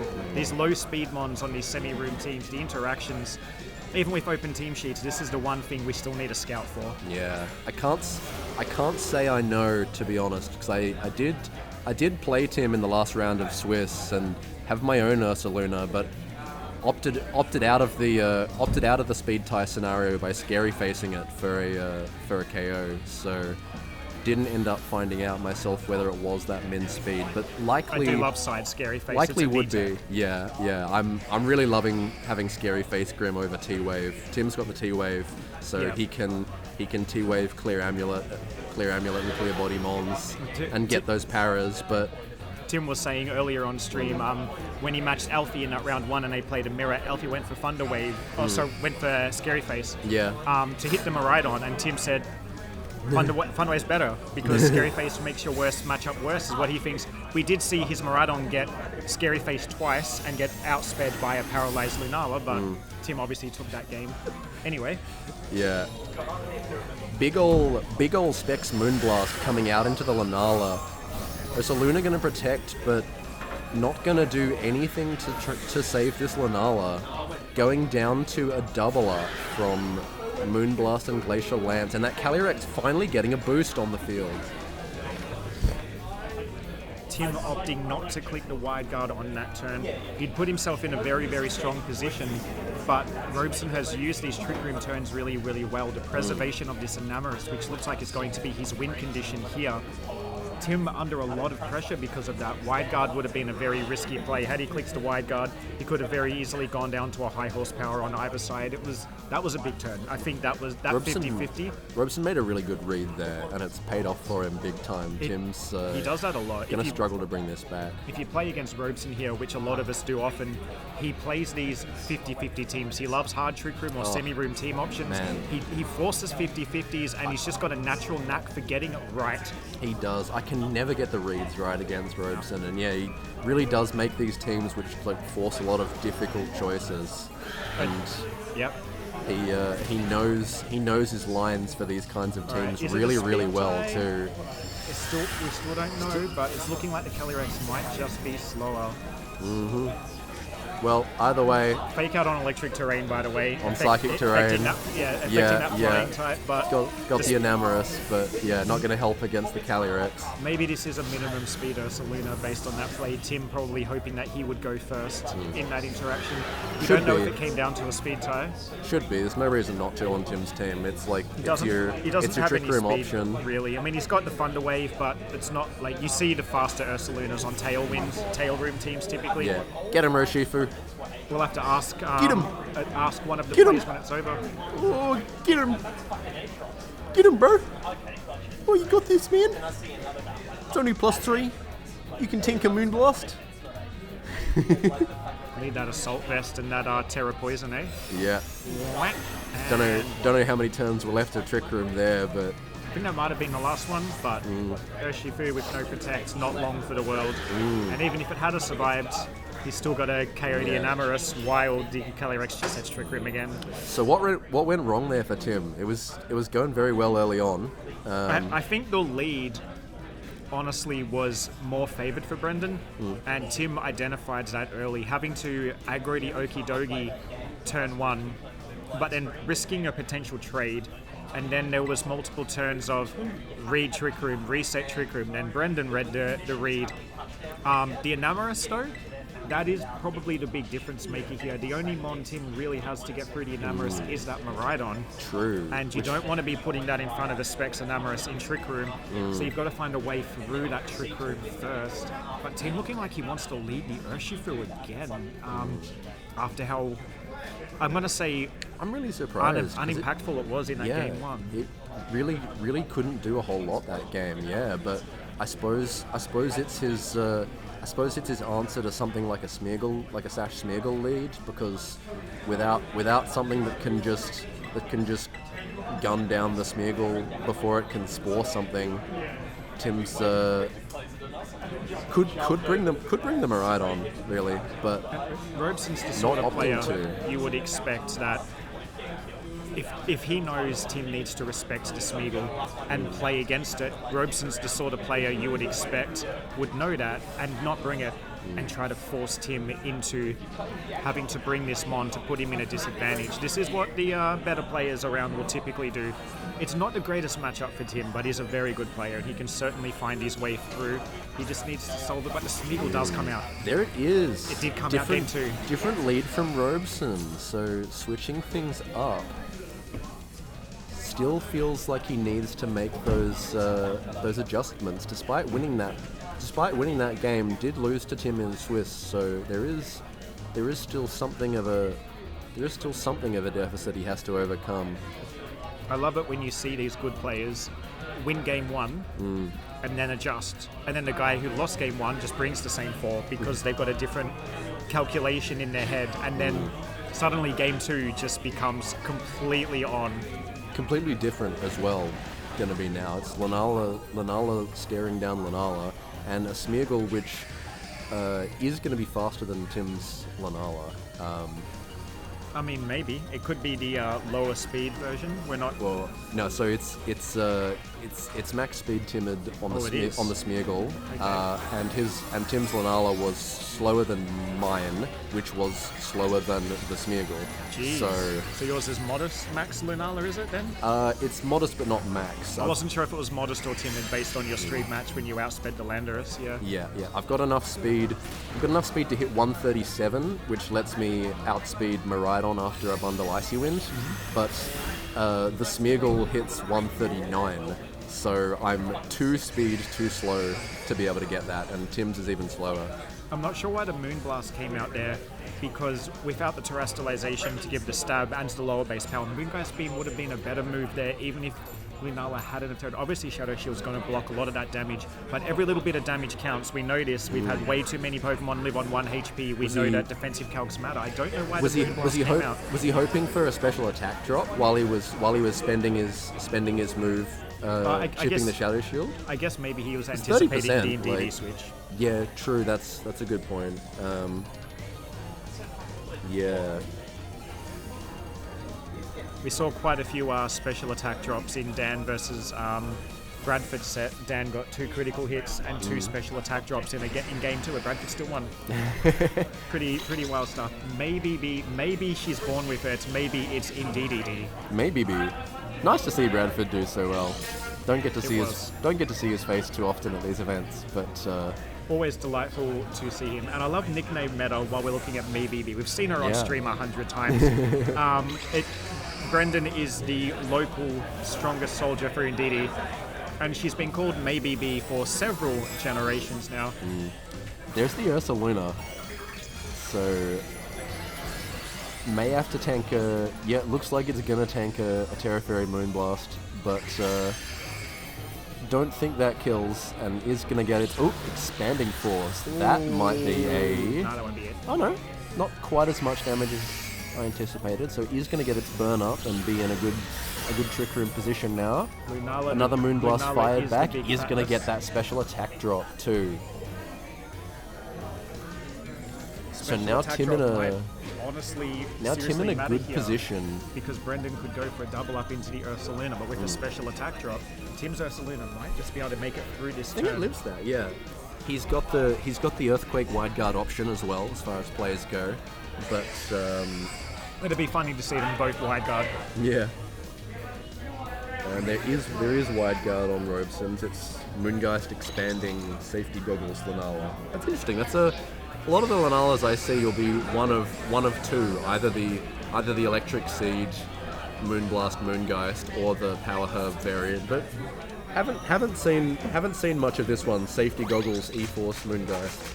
We've seen a couple of leftover Terra sets as Fairy. well. I think Lunala's going to top usage for another reggae tournament here. I haven't done the math and checked usage stats, but I've seen a lot of Lunala. I think it's topping again.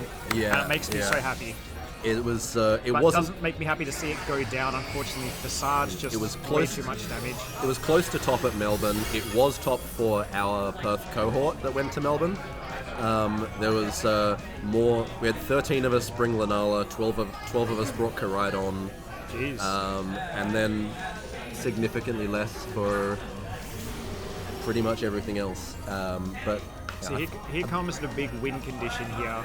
Robeson's yeah, Enamorous, Specs Enamorous dealing so much damage. Is it also Terra Fairy to just, it is, yes, to just it is. keep going? Yeah.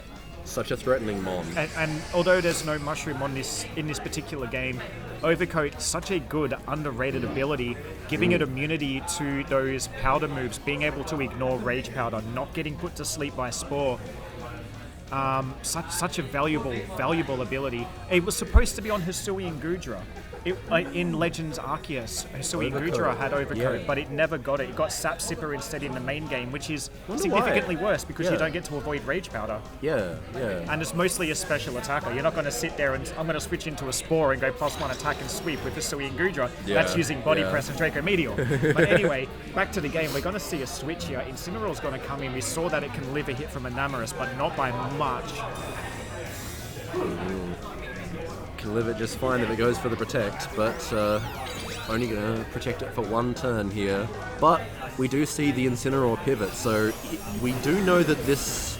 Oh, not with the crit! That's really rough. We knew that we knew that in a non-critical hit situation, it lives that switch in and then can fake out the Enamorous. Terra burned on the Lunala already, so that would have given Tim the opportunity to fake out that Enamorous and lay down a hit with the Ursaluna while it's locked up with the flinch, but not gonna happen. Gets crit. Really rough turn for Tim. And more importantly, get out of this Trick Room situation where Tim can use his speed advantage. Now having one less option to be able to pivot around that Urshifu in such a precarious spot. If it comes in onto a Moonblast, we know that it is toast 4 times over. I haven't run the count, probably not 4, maybe 3. But yeah, this looking rough. Robeson looking like he wants to get his redemption here, his revenge against so, Timothy yeah. Nurse. Losing to him in Swiss, wanting to take the win back, making his way into this top cut. Yeah. And probably wanting a little bit of redemption from Melbourne as well. Not giving up on the Enamorous that didn't serve him as well, knowing that he can go all the way out of cup here. Yeah. It's not over yet, but Tim, I don't know how he pulls himself out of this one. Having to switch the Urshifu in to preserve a turn, but the read from Robeson comes in.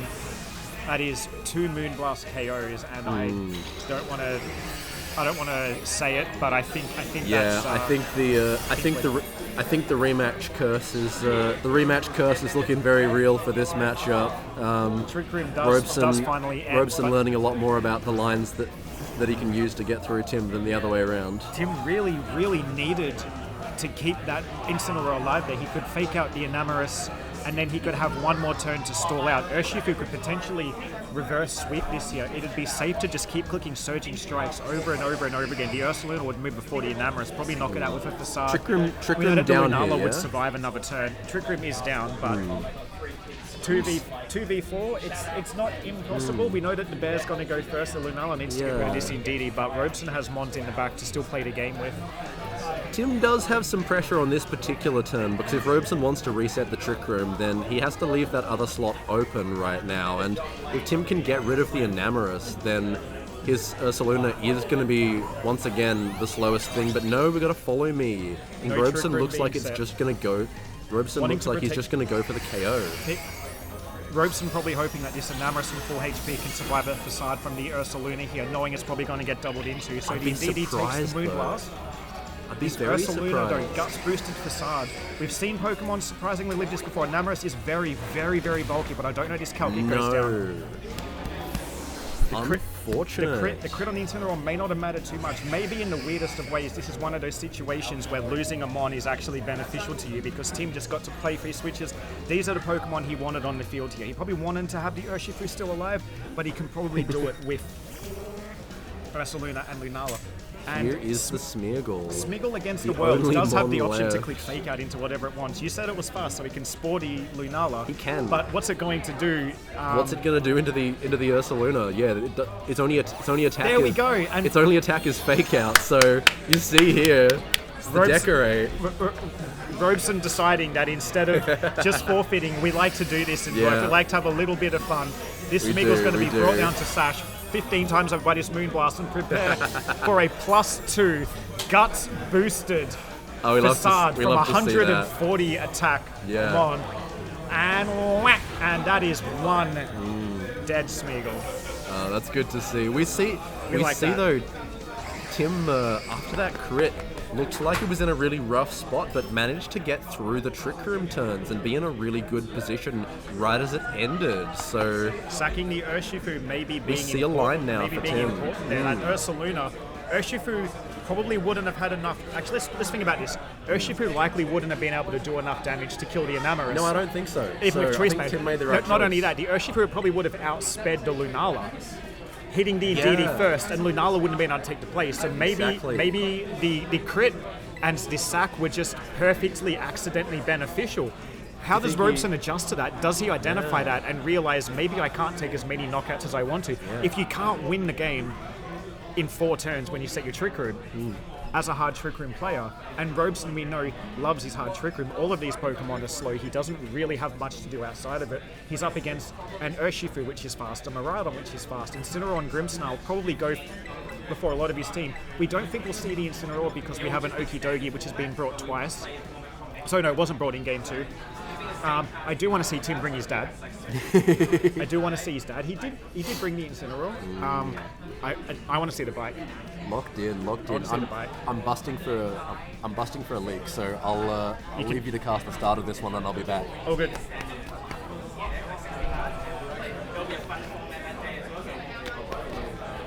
All right, here we go. Game 3 of our top 4 match here at the final League Cup of the season. Nothing is on the line here other than pride and a little bit of flex CP. At the end of the day, winning is winning. We see Robeson Tim goes back to his Game 1 lead. Lunala Urshifu, which he led Game 1 when he double hit the Okidogi. Robeson, however, not leading with the Okidogi. Goes for the Smeagol lead again, but this time he's leading Smeagol next to Indeedee, so no fake out. Instead, he's got the option to just click that follow me on the Smeagol. blocking a potential fake out if the Incineroar did come out from Tim's side of the field. Tim not needing that Grimmsnarl, not needing these screens because he's able to get through these Trick Room turns without stalling. But pulling off an early switch here, he's going to switch out the Ursaluna. Switch out the Luna into Ursaluna, probably anticipating that there's going to be a Trick Room set really, really early here. Ursaluna going to get that immediate burn. The Trick Room goes up, this Ursaluna is going to have its Gust Boots and be the slowest thing for a little while. It might just be able to sweep the game. We know it's probably going to tank a hit from the Enamorous. We know it can KO the Enamorous with a Facade. But Robeson not falling for it. Instead, decides to click the Spore turn 1. Trying to Spore into the Lunala. Knowing that the Miraidon hasn't come in games 1 or 2, the Miraidon probably won't be here in game 3. And the Incineroar, not having the safety goggles on Tim's team, wouldn't be able to switch into a potential Spore either. Suddenly, Tim making such a big play. If Trick Room had have gone up, that might have been the momentum Tim needed to get through Trick Room teams about having to stall himself. But instead, now his Ursaluna, his Wind Condition, his Sweeper, the Pokemon that could get him through these Trick Room turns, get through this Enamorous, is now asleep.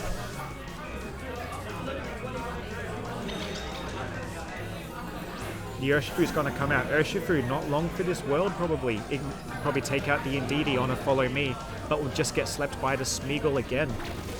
Incineroar switching in. Like I said, no safety goggles on that Incineroar, meaning it's going to switch in and take another Spore. Tim's daddy now fast asleep.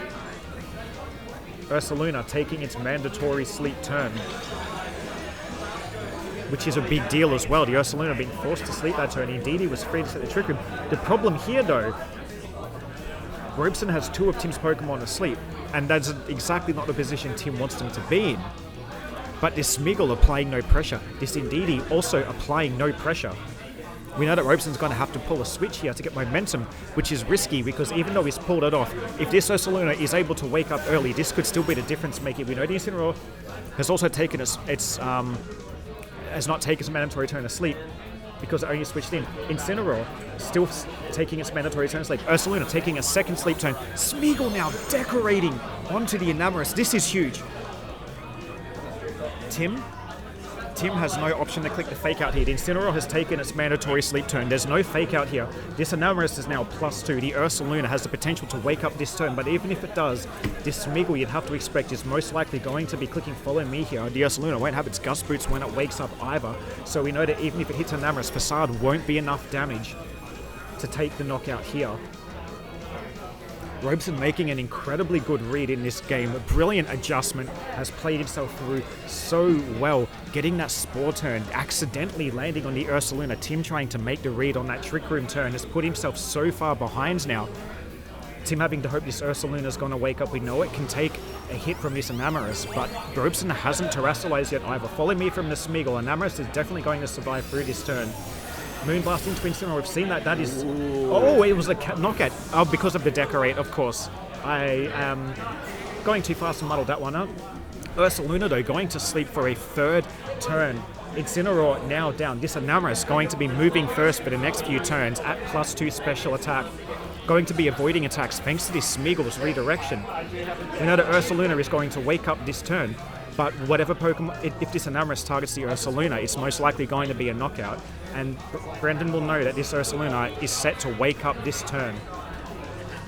Tim potentially can wake up and click Protect, get his burn at the end of the turn. He has to make himself a really, really big read here. This Ursaluna though, this Lunala though, not going to be able to do enough. This Smeagol having its Focus Sash intact. Tim in a very precarious position now.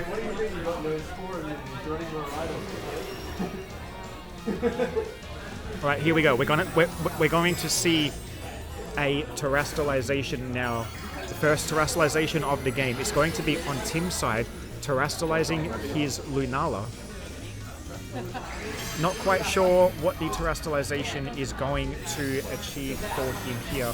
Moonblast does come out into the Ursaluna. Tim does not click Protect. His Ursaluna goes down to the +2 specs boosted Moonblast from the Enamorous. Lunala going to respond with a Moonblast of its own. only doing about 50% to this Enamorus, and Smeagol just covering the option with yet another Spore. That is the third Pokemon of Tim's that has been put to sleep this turn, and we haven't seen any of them even wake up yet. Tim could have clicked Protect in that last turn on his Ursaluna, allowed it to, because it had its guaranteed wake-up turn. Perhaps reading that Robeson would understand that and not target into the slot. Tim had to make a very risky play there. I don't see a way through this at this point. This Enamorus at 50%, but a Focus Sash Smeagol able to redirect anything at once here. Lunala has to take a mandatory turn of sleep. Urshifu can break the Focus Sash and take out this Smeagol, but the Enamorus is going to move first, and we know a Moonblast will definitely take the knockout here. Looks like a Miraidon pivot might have been the play for this game, but Welcome back, Jared. hindsight 2020 on that one. Welcome Thank back, you very Jared. much. I did say I wanted to see the bike. Unfortunately, I got the haven't seen a bike. I got the rundown from Tim on the way over, and he just shook his head and said no Spore immunities. Miraidon. Yeah, I'm like, you're running Miraidon. There's the wrong terrain. Urshifu going for the Aqua Jet. Aqua Jet coming out. Not enough damage, even with that choice band. Only 25%. I know Aqua Jet's not a very strong base power move, but 130 attack stat on the Urshifu. Choice band boosted as well. 25%. Choice band damage kind of lacking here. And even if they had have taken a knockout Psychic Terrain with D&D, it wasn't hitting Aqua Jet on a single other Pokemon. Yeah. Robeson has still not lost a Pokemon. He still has Smeagol in the back. Lunala's taken his mandatory sleep turn. It may get a chance to wake up this turn, but Indeedee can click Follow Me, Enamorus can click Moonblast, or Indeedee could just go for a Trick Room in case Lunala tries to target down the Enamorus. This is definitely checkmate at this point. 4v1, I hate to say it. This has been a great set, but this game 3, Robeson adjusted brilliantly. Those early reads, just clicking that Spore, having not been aggressive with the Smeagol previously, staggering that Trick Room, sporing every one of Tim's threats. Tim making a read on the Trick Room. Look and at the switching in damage through Ursaluna, Shadow just not Shield. enough. That was through Shadow Shield with that Moonblast. Plus 2 specs. It got decorated. Two. It got decorated. Oh. Yeah, it got decorated early. That's why it was able to Okay. OHKO the Incineroar. And now, Bloody hell. we love to see this in Perth. Why would you click the forfeit button when you can click the funny button? Robeson's click the funny button. Will Tim wake up and click Wide Guard? Will Tim's Lunala wake up and click Wide Guard here? Nah. I wanted to see the Wide Guard. No way. No. So we've had side hit. Hit so Indeedee. we've had Indeedee. zero. No. We've seen 0 Pokemon wake up now this battle, right? Yeah. Like no wake ups. 3 Pokemon Three slept. Pokemon slept. 0 Pokemon woke. God damn. You know what? The real winner in my heart is Tim, because Robeson, at a 4-1 up guaranteed win position, didn't side-click Moonblast into his own Indeedee. Wow. He had the chance to do it. Crazy. He didn't do it. He should have let Tim wake up, give him the option to wide guard a +2 specs boosted Moonblast. Depending what was in the back. Look, depending what was in the back, he may genuinely have caused himself to lose the game in that case. So We didn't see Spore Pokemon. yeah, we didn't. We saw didn't. Smeagol, Indeedee, Probably Calyrex, Enamorus. right? You'd have to. You'd have to Calyrex. think so. Yeah. What a set. What a game 3. Yeah. All right. Would you like to do the honors, good Far sir? out. Yeah, I will. And then after that, I gotta go get a feed because I'm Right. fucking starving. All right, we will be back in a short moment with Jared giving the winner's interview to Mr. Breno himself, the man Robeson on his comeback tour, making finals.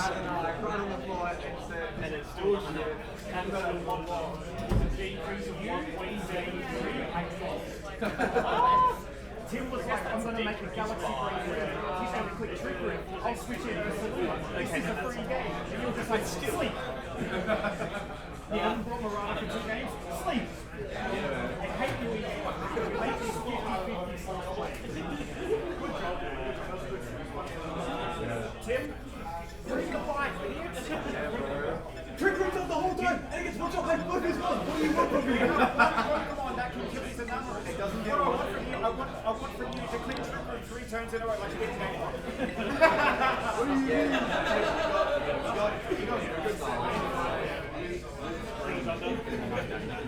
I can do all that. Do you have time to interview or do you just want to start one? Do they have time to interview or do you just want to start one?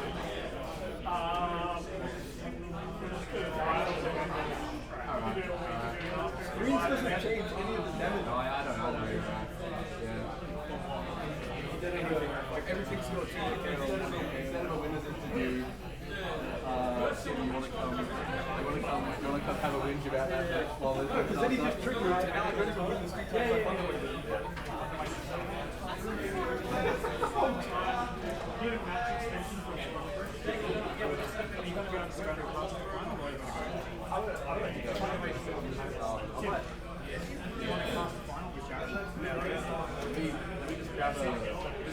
Well, they got a fucking chocolate bar or something.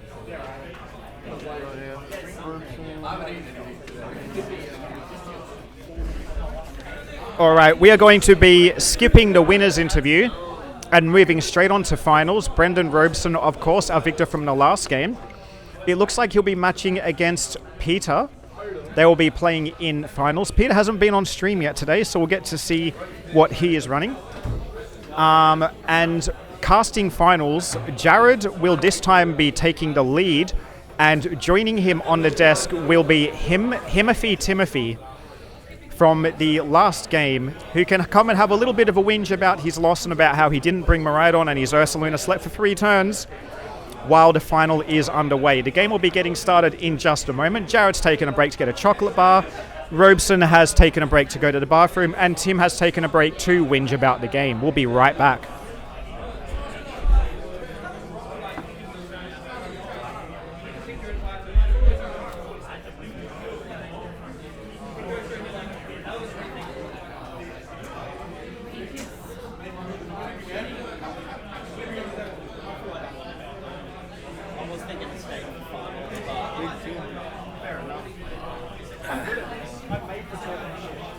That's my favourite thing to do.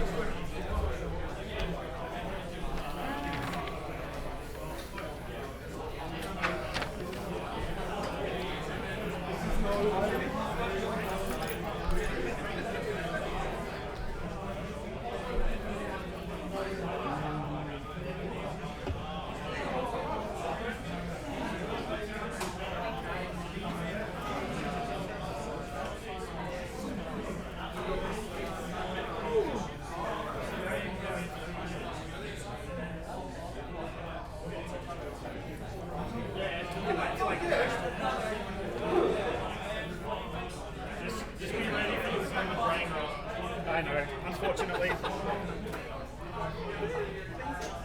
it's like an interview that I put up this morning, or last night, or whenever the hell I put it up.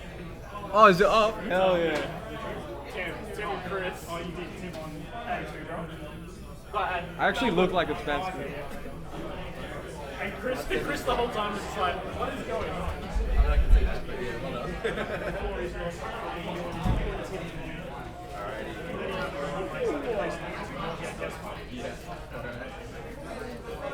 Do you know if Peter's been on the stream? I don't think he Hey, has. buddy, sorry? Do you know if Peter's been on the stream? I don't think he has. Yeah, I no. don't think he has.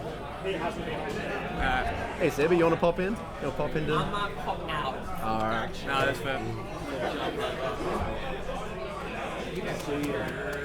I'll have to make sure we have the screening next time. It's been a little while since we first. It has been. Keen for like a dinner or a hangout or a games night or something. Yeah, for sure. Make sure we do something. It doesn't have to always be pokes for us to catch up. Yeah, for sure.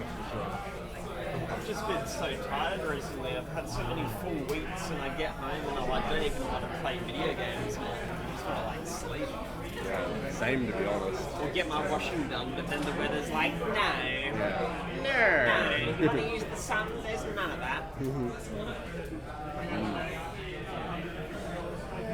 This is such an old chocolate bar. What the fuck?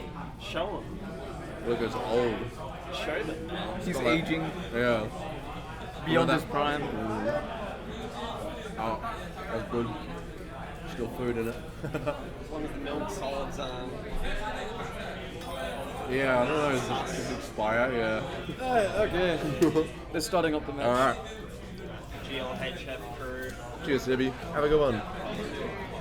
Alright, we are getting into this finals between Peter and Robeson. We haven't seen Peter on stream, have we? No. Peter is not. He's running that pretty much the limitless the Limitless Koraidon team, right? Yeah, got the helmet brute bonnet, got the Ursa. Yeah, all checks out, man. God, that bonnet is so tanky. It can like reliably live Terra Fairy Moonblast. Oops, excuse me. Does it? That's crazy. Yeah, it does. It does from mine anyway, and mine's like almost max. Don't know if Robeson's is. I mean, Trick Room Lunala probably is max special attack, right? Trick Room Lunala?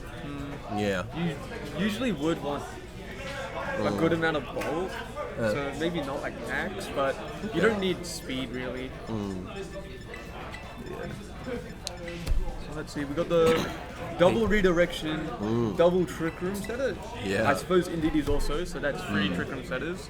No kidding. Yeah. Pete, though, pretty similar to your team in that only really has the Lunala Ursa Luna as kind of a Trick Room mode.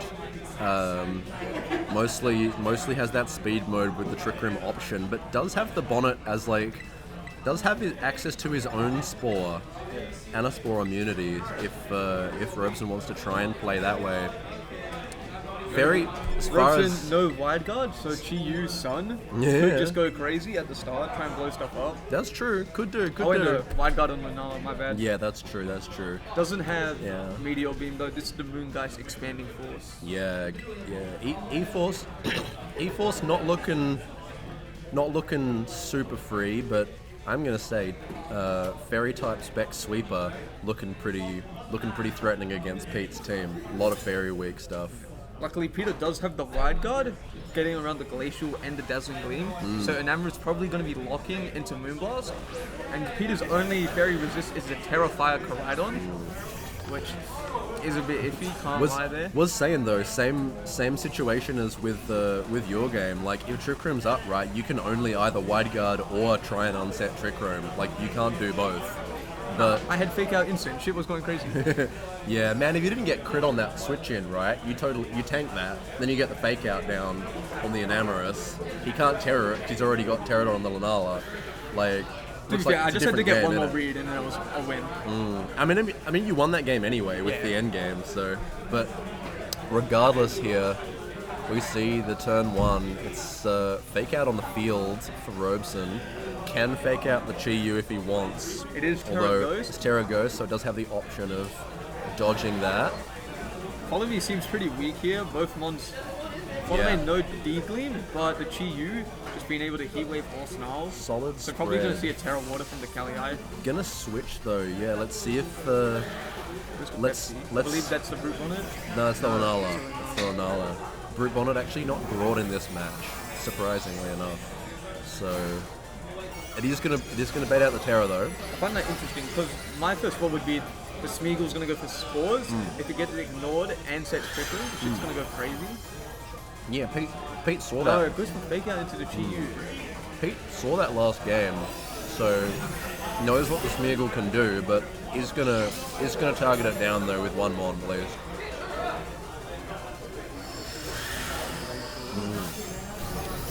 Big Glacial coming out. Necessary crit, bringing it down to the sash.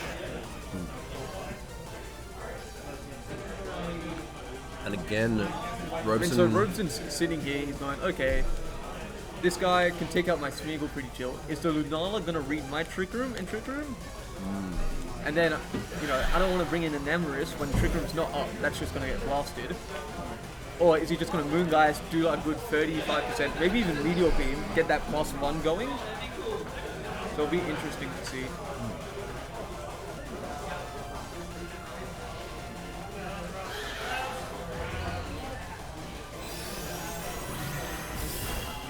So no switch. What's most likely in the back? Indeedy, Enam, I'd reckon.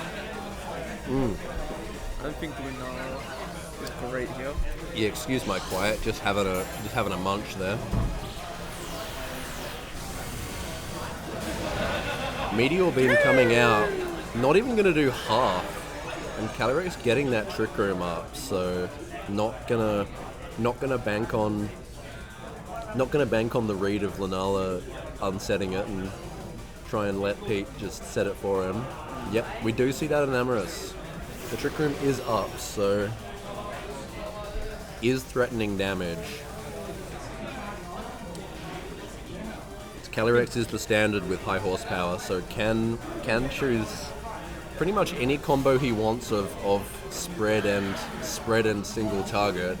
You Glacial, and then you Moonblast the Lunala. That picks up the KO. You reckon a Moonblast KOs from that range? No, with the Glacial, it'll KO. Oh, Yeah. not if you wide guards though. Not if you wide guards. Then he could maybe bring an Ursaluna, get the Flame Mob going. Ursaluna speed ties with the Cali, and can take a Moonblast. That's true. You reckon Ursa can take one Moonblast? It can take one Moonblast. Okay, That was good for the wide guard. that's good to know. But So now you- I reckon Not gonna try unset. Man, it's crazy. It's crazy. One of the games versus you, Robeson fully read that you would unset and reset it mid trick room, But not gonna see that this turn. Lunala is gonna tank the Moonblast, so and go for his own, dropping the Enamorous and getting a special attack drop. actually That's very pretty. nice. That's pretty big. Yeah, that's pretty big. And I think Robeson's, I believe, starting to run out of trick room turns. Yeah. Ursaluna does have Protect, can win a speed tie on Calyrex and just take it out. yeah. So if you Glacial, He's got headphones on too, so we can probably safely talk about Pete's plays without spoiling anything to him. so if you Glacial into a wide guard, and then, oh wait, the Flutter Mane threatens KO on Enam. Yeah, it does. It does. So there's pressure from. Because if you wide guard, if you KO the Lunala, Flutter just takes out the Enam. Ursa, having a great time. No Terra has been used, so it can Terra in front of the Cali.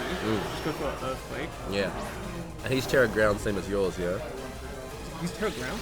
Sorry, Terra Ghost, Terra same as Ghost? yours. Yeah, not He Terra. does go for the wide guard. Mine's Terra Ground. Okay, just takes out the. Picks that up. Not gonna leave it for the Calyrex. So can it be a Glacial? It did wide guard. Goes for the high Does go for the high horsepower. Actually, I think the Moonblast, special attack drop, Yeah. but I think they could have killed, maybe it would have been close. With that special attack drop, I reckon bro lives that every day of the week. Yeah, 100%, dude. Surprised he didn't give himself the. Surprised he didn't target high horsepower into the Lunala and leave the Moonblast for the Flutter slot and aim to guarantee himself the KO and the boost from Calyrex. We'll see if it comes into play, if it matters or not. But here's the Chi-Yu. Gonna drop his Ursaluna's special defense relevantly, so might make a difference. -1 on the Enamorous though. I reckon it's pretty close as to whether it lives whether Ursa on that HP lives a -1 Moonblast with Chi-Yu on the field. I reckon it would be like 12.5% to KO. That's my guess. Yeah, that sounds about right to me. That sounds about right. The Chi-Yu here. Chi-Yu though is probably going to cop a horsepower at this point. Yeah. Isn't it? But Yeah. that does mean no Glacial will be on the field, which is very important because they are speed tied, to my That's knowledge. true. Yeah. Moonblast into the Chi-Yu. Okay. If Ursa just wins the speed Getting tie, the it can special take out the attack Cali drops. here. It If it does win the does. speed tie, that should take it out. There yeah. you go. Yeah. And as long as Chi-Yu actually hits its move, that looks like a GG. Totally gonna prevent any kind of Glacial coming out. Overheat. It's -1. Not gonna matter. Is that Robeson's last mod, or has he got anything No, in the back? he likely has Indeedee in the back, but Right. We haven't seen it yet. Hey. But yeah, no, that's not gonna be able to 1v1 either of these mons, I don't think. Okie dokie. That's a little different. Chi-Yu is at -1. But with Trick Room up, I think an important thing to note here, the Chi-Yu took 82 hit points of damage from the -1 Moonblast. yeah. Notably, that does mean it could live a neutral Moonblast, although that is likely a roll. Okay. That's good to know for future games. Yeah. Gotcha. The Dogi does have Protect, so it can stall out this last turn of Trick Room. But then it's got there's no a Terra, and the Flutter in the back and the Chi-Yu are both faster, so... yeah. Flutter in the back is going to be difficult to get. It's not one of these assault vest Dogis that you often see. And he's going to go for the Protect to stall it out. Pete's going to reset the special attack drop on his Chi-Yu. don't think there's going to be much Robeson's going to be able to do at the end of this game, and Pete seems to have survived the night here, as it were, gotten through Trick Room. I do find it strange Pete didn't Terra Ghost in front of the Cowie, Yeah, that's a good point. because pretty much after that turn, if it goes well for you, you don't need your Terra anymore, you should be pretty chill. But if you lost that speed diet, any glacials, It KOs. the It Terra pick- would be very important there. Yeah. Yeah, unless... Yeah, Like the Chi couldn't even live the glacial. The Kelly hadn't gotten any boosts, had it? So No, it did not, 'cause- So it wouldn't have picked up. Yeah. Wouldn't have picked up if he Terra Ghosted. So yeah, a little bit of a risky play there, huh? I mean, knockoff doesn't even kill. Yeah, no. Cause what's his? Yeah, only Close close combat, combat. knockoff, Gung shot also wouldn't have killed. I reckon. And then close combat just means you always died in the next move. Exactly. I mean, I think, to be honest, I think Scarf Chiyu overheat at neutral probably does 80. When there's a Probably miss, there's does a way. When probably there's does a miss, there's a 80% way. to this Dogi. Yeah, no EV. Yeah. Dogi, not a. I want to say it's around the 65 split F tier. Yeah. Could just be talking, completely out my arse there. But No, that sounds about right. I does think sound it's about I think right. it's about 70 something. So, hey, Pete, End of game one, keep Pete one. Pete just took game one.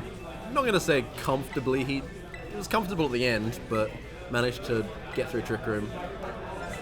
Had well, we say not comfortably. If he lost that speed tire, Ursa goes down. true. Chiyu, and then he still has, there's one more turn of Trick Room left. Like, Yeah, interesting plays in Trick Room basically.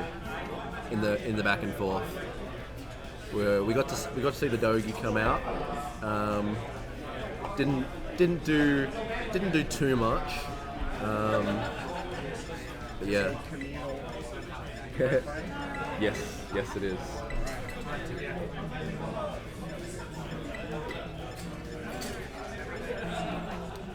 Slif indulging in my 1025 Pokemon word search that I've printed out. is there actually 1,000 mons in there? Yeah, you That's bet. crazy. Yeah, you bet, bro. 1,000. I found Yeah. Dongle Khan. I That's my favorite Pokemon. love Dongle Khan. Yeah, bro. All 1,025 Pokemon, and actually, I've got the bonus words with me today as well. Oh, Crab is in here. Yeah. I like crab. Here you go. Here's the bonus word list. So all 1,025 mons, and also all of these. All of these are also in the word search. Including I censored it for this, but it's brute fucking bonnet. Here you go.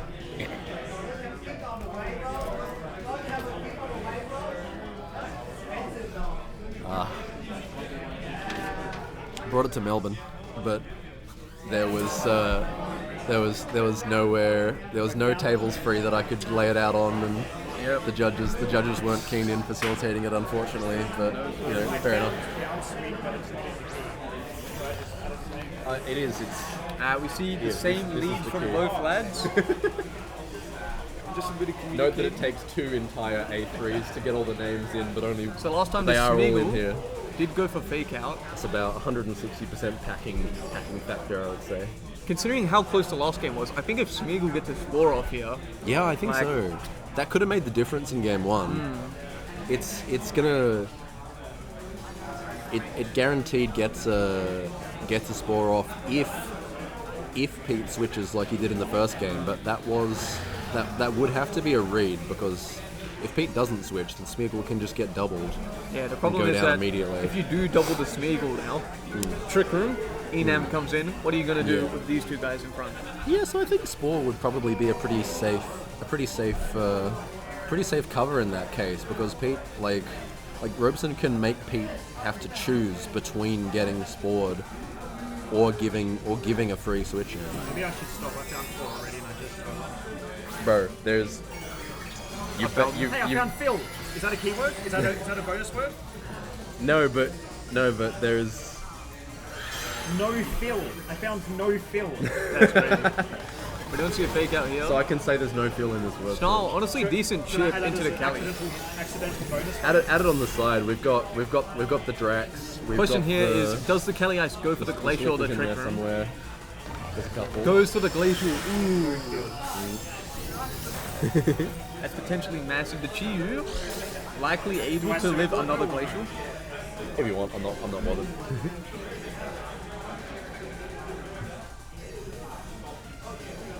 Here's the Maybe. This Chiyu is choice locked into Snarl. I reckon Gotcha.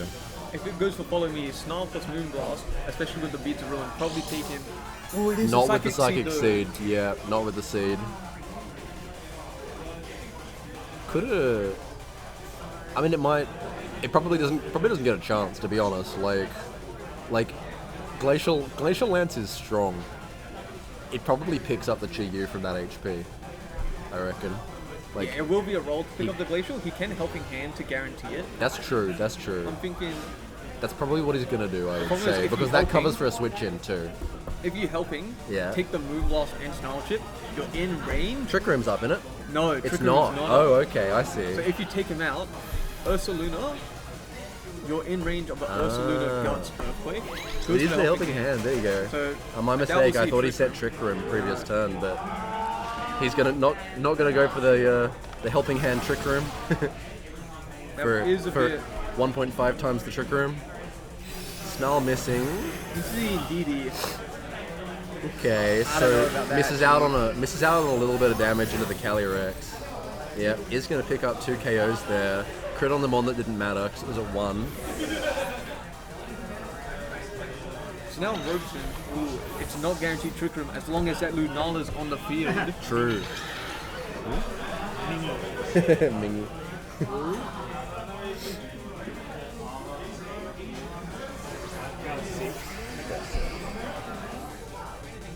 I don't think I should do too much more. Oh wait, Peter No. does. Community have a go at this. No, feel free to. There's so much. It's not gonna get done. Like Peter doesn't have Earthquake. He has Substitute on the Ursaluna. Yeah, considered yeah. it. That's the difference between our sets. You and I have got the spread move. So but Robeson's he's got probably the, too scared to just hard switch the Indeedee into the Enam right here. Probably gonna go for a Follow Me that's or a clever. Helping Hand. Yeah, it doesn't. But That's clever. You put Blink playing and Blink playing all into one lane. That's clever. There is. Well, I mean that's. Monkey? you take out the Indeedee. Is that a bonus? Freaking Or is get that set just off. accidental because there's so many things? I think that's just accidental, to be honest. Okay, I won't circle it. I'm not going to circle every like fucking 5-letter word I see. Nah, I don't think bro's cooking there. That's crazy. What's he done? He's medial beam the Indeedee, headlong rush the Cali. Okay. I think if bro just sets Trick Room, like, what are you gonna do about that?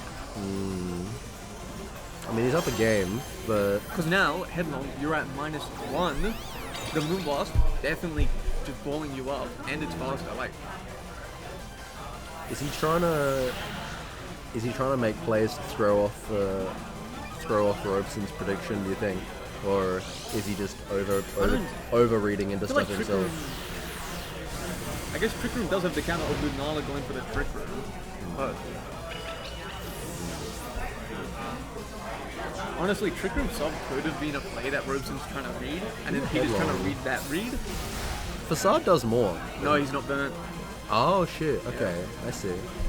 Right. It came in without the Yeah, burn. and he just Trick Room. Yeah, there's Trick Room, and I would assume here comes Enamorous, Unless maybe Pete knows that his Ursa can live a Moonblast, but which I call cap. Like, his Ursa would have to live the Moonblast and then win the speed tie, yeah, take which the is, KO you on know, the Enam. pretty and then difficult.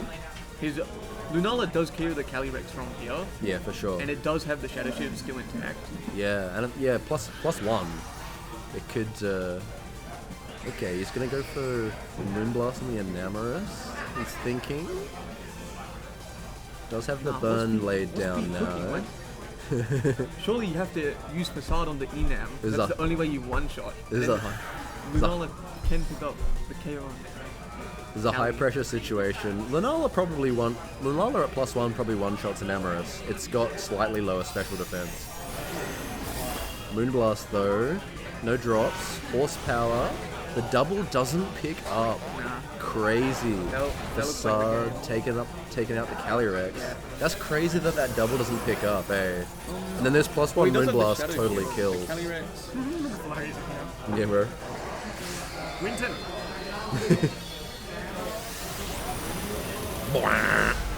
Oh shit, it doesn't. No, that doesn't kill. Oh wow, okay. Huh. So he lost the speed tie, but that's his last mon, yeah. And it's locked into not a spread move. He's gonna go for the Nala there. Yeah.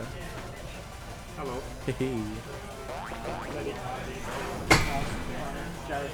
Oh, there's your winner. That's a 2-0. There you go. So That's crazy. yeah. All right. Well played to both these players, but Pete's gonna take out the win at our last CP event before Worlds here in WA. Yeah, I think there. We just had the win. Pete's just 2-0'd. Yeah, if I had to guess, I guess bro was scared of the trick room sub. He's good like analytical sub as well. So yeah. Chill. Which one of you wants to interview me, or do you want me to do it? Maybe Tim. Did you want to try? Because you haven't interviewed before. No, I don't think I have. Oh no, I interviewed Kieran at Rocco. Okay. Did you want to try, or did? Sure, sounds fun. I need a break. My brain is cooked. No, I do want to ask about that end. Yeah. I mean, you watched it, so. That was definitely a very.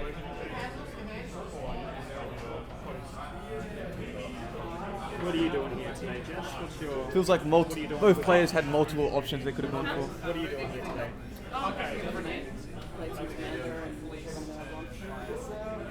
Planning to build a proof deck when I get mine back in, so I can actually do that. About $100 for the one I figured out. Yo, Peter, Have you got want to your interview? own, or were you borrowing one? Have you got your own, or were you borrowing? What's your command? Is it a free mate? Is it a pre-con one, or what is it? Yeah, it was a pretty chill. It was a, Peter, big ups, another cup win. I believe that is now 4 cup wins for the season. That is 4 for 4, yes. Yes, sir. Love to see it. Get that +10 championship points.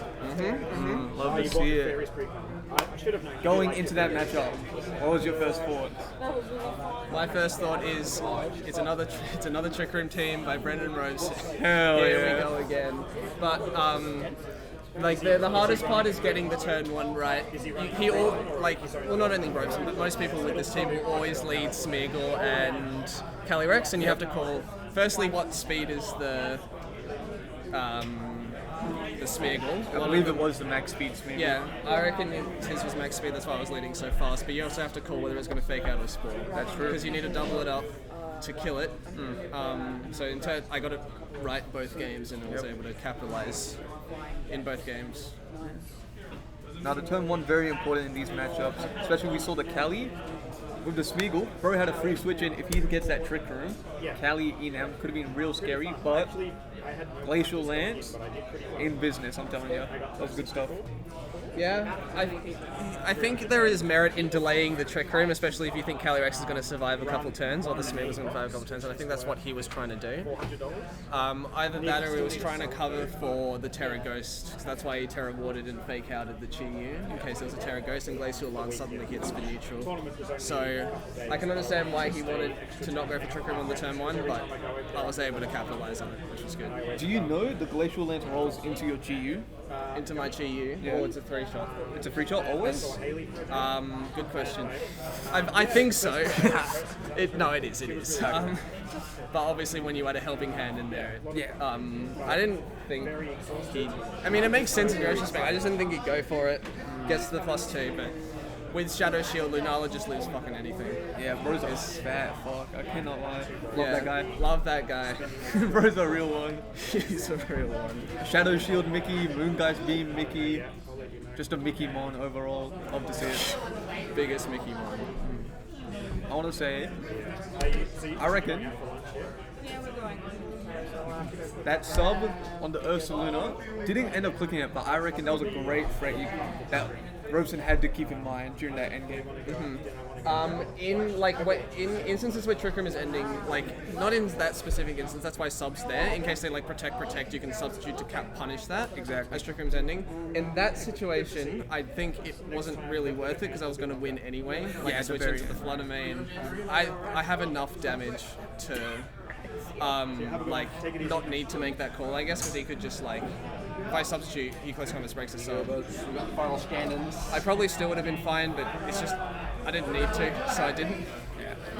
With that final turn, what were the lines going through your head?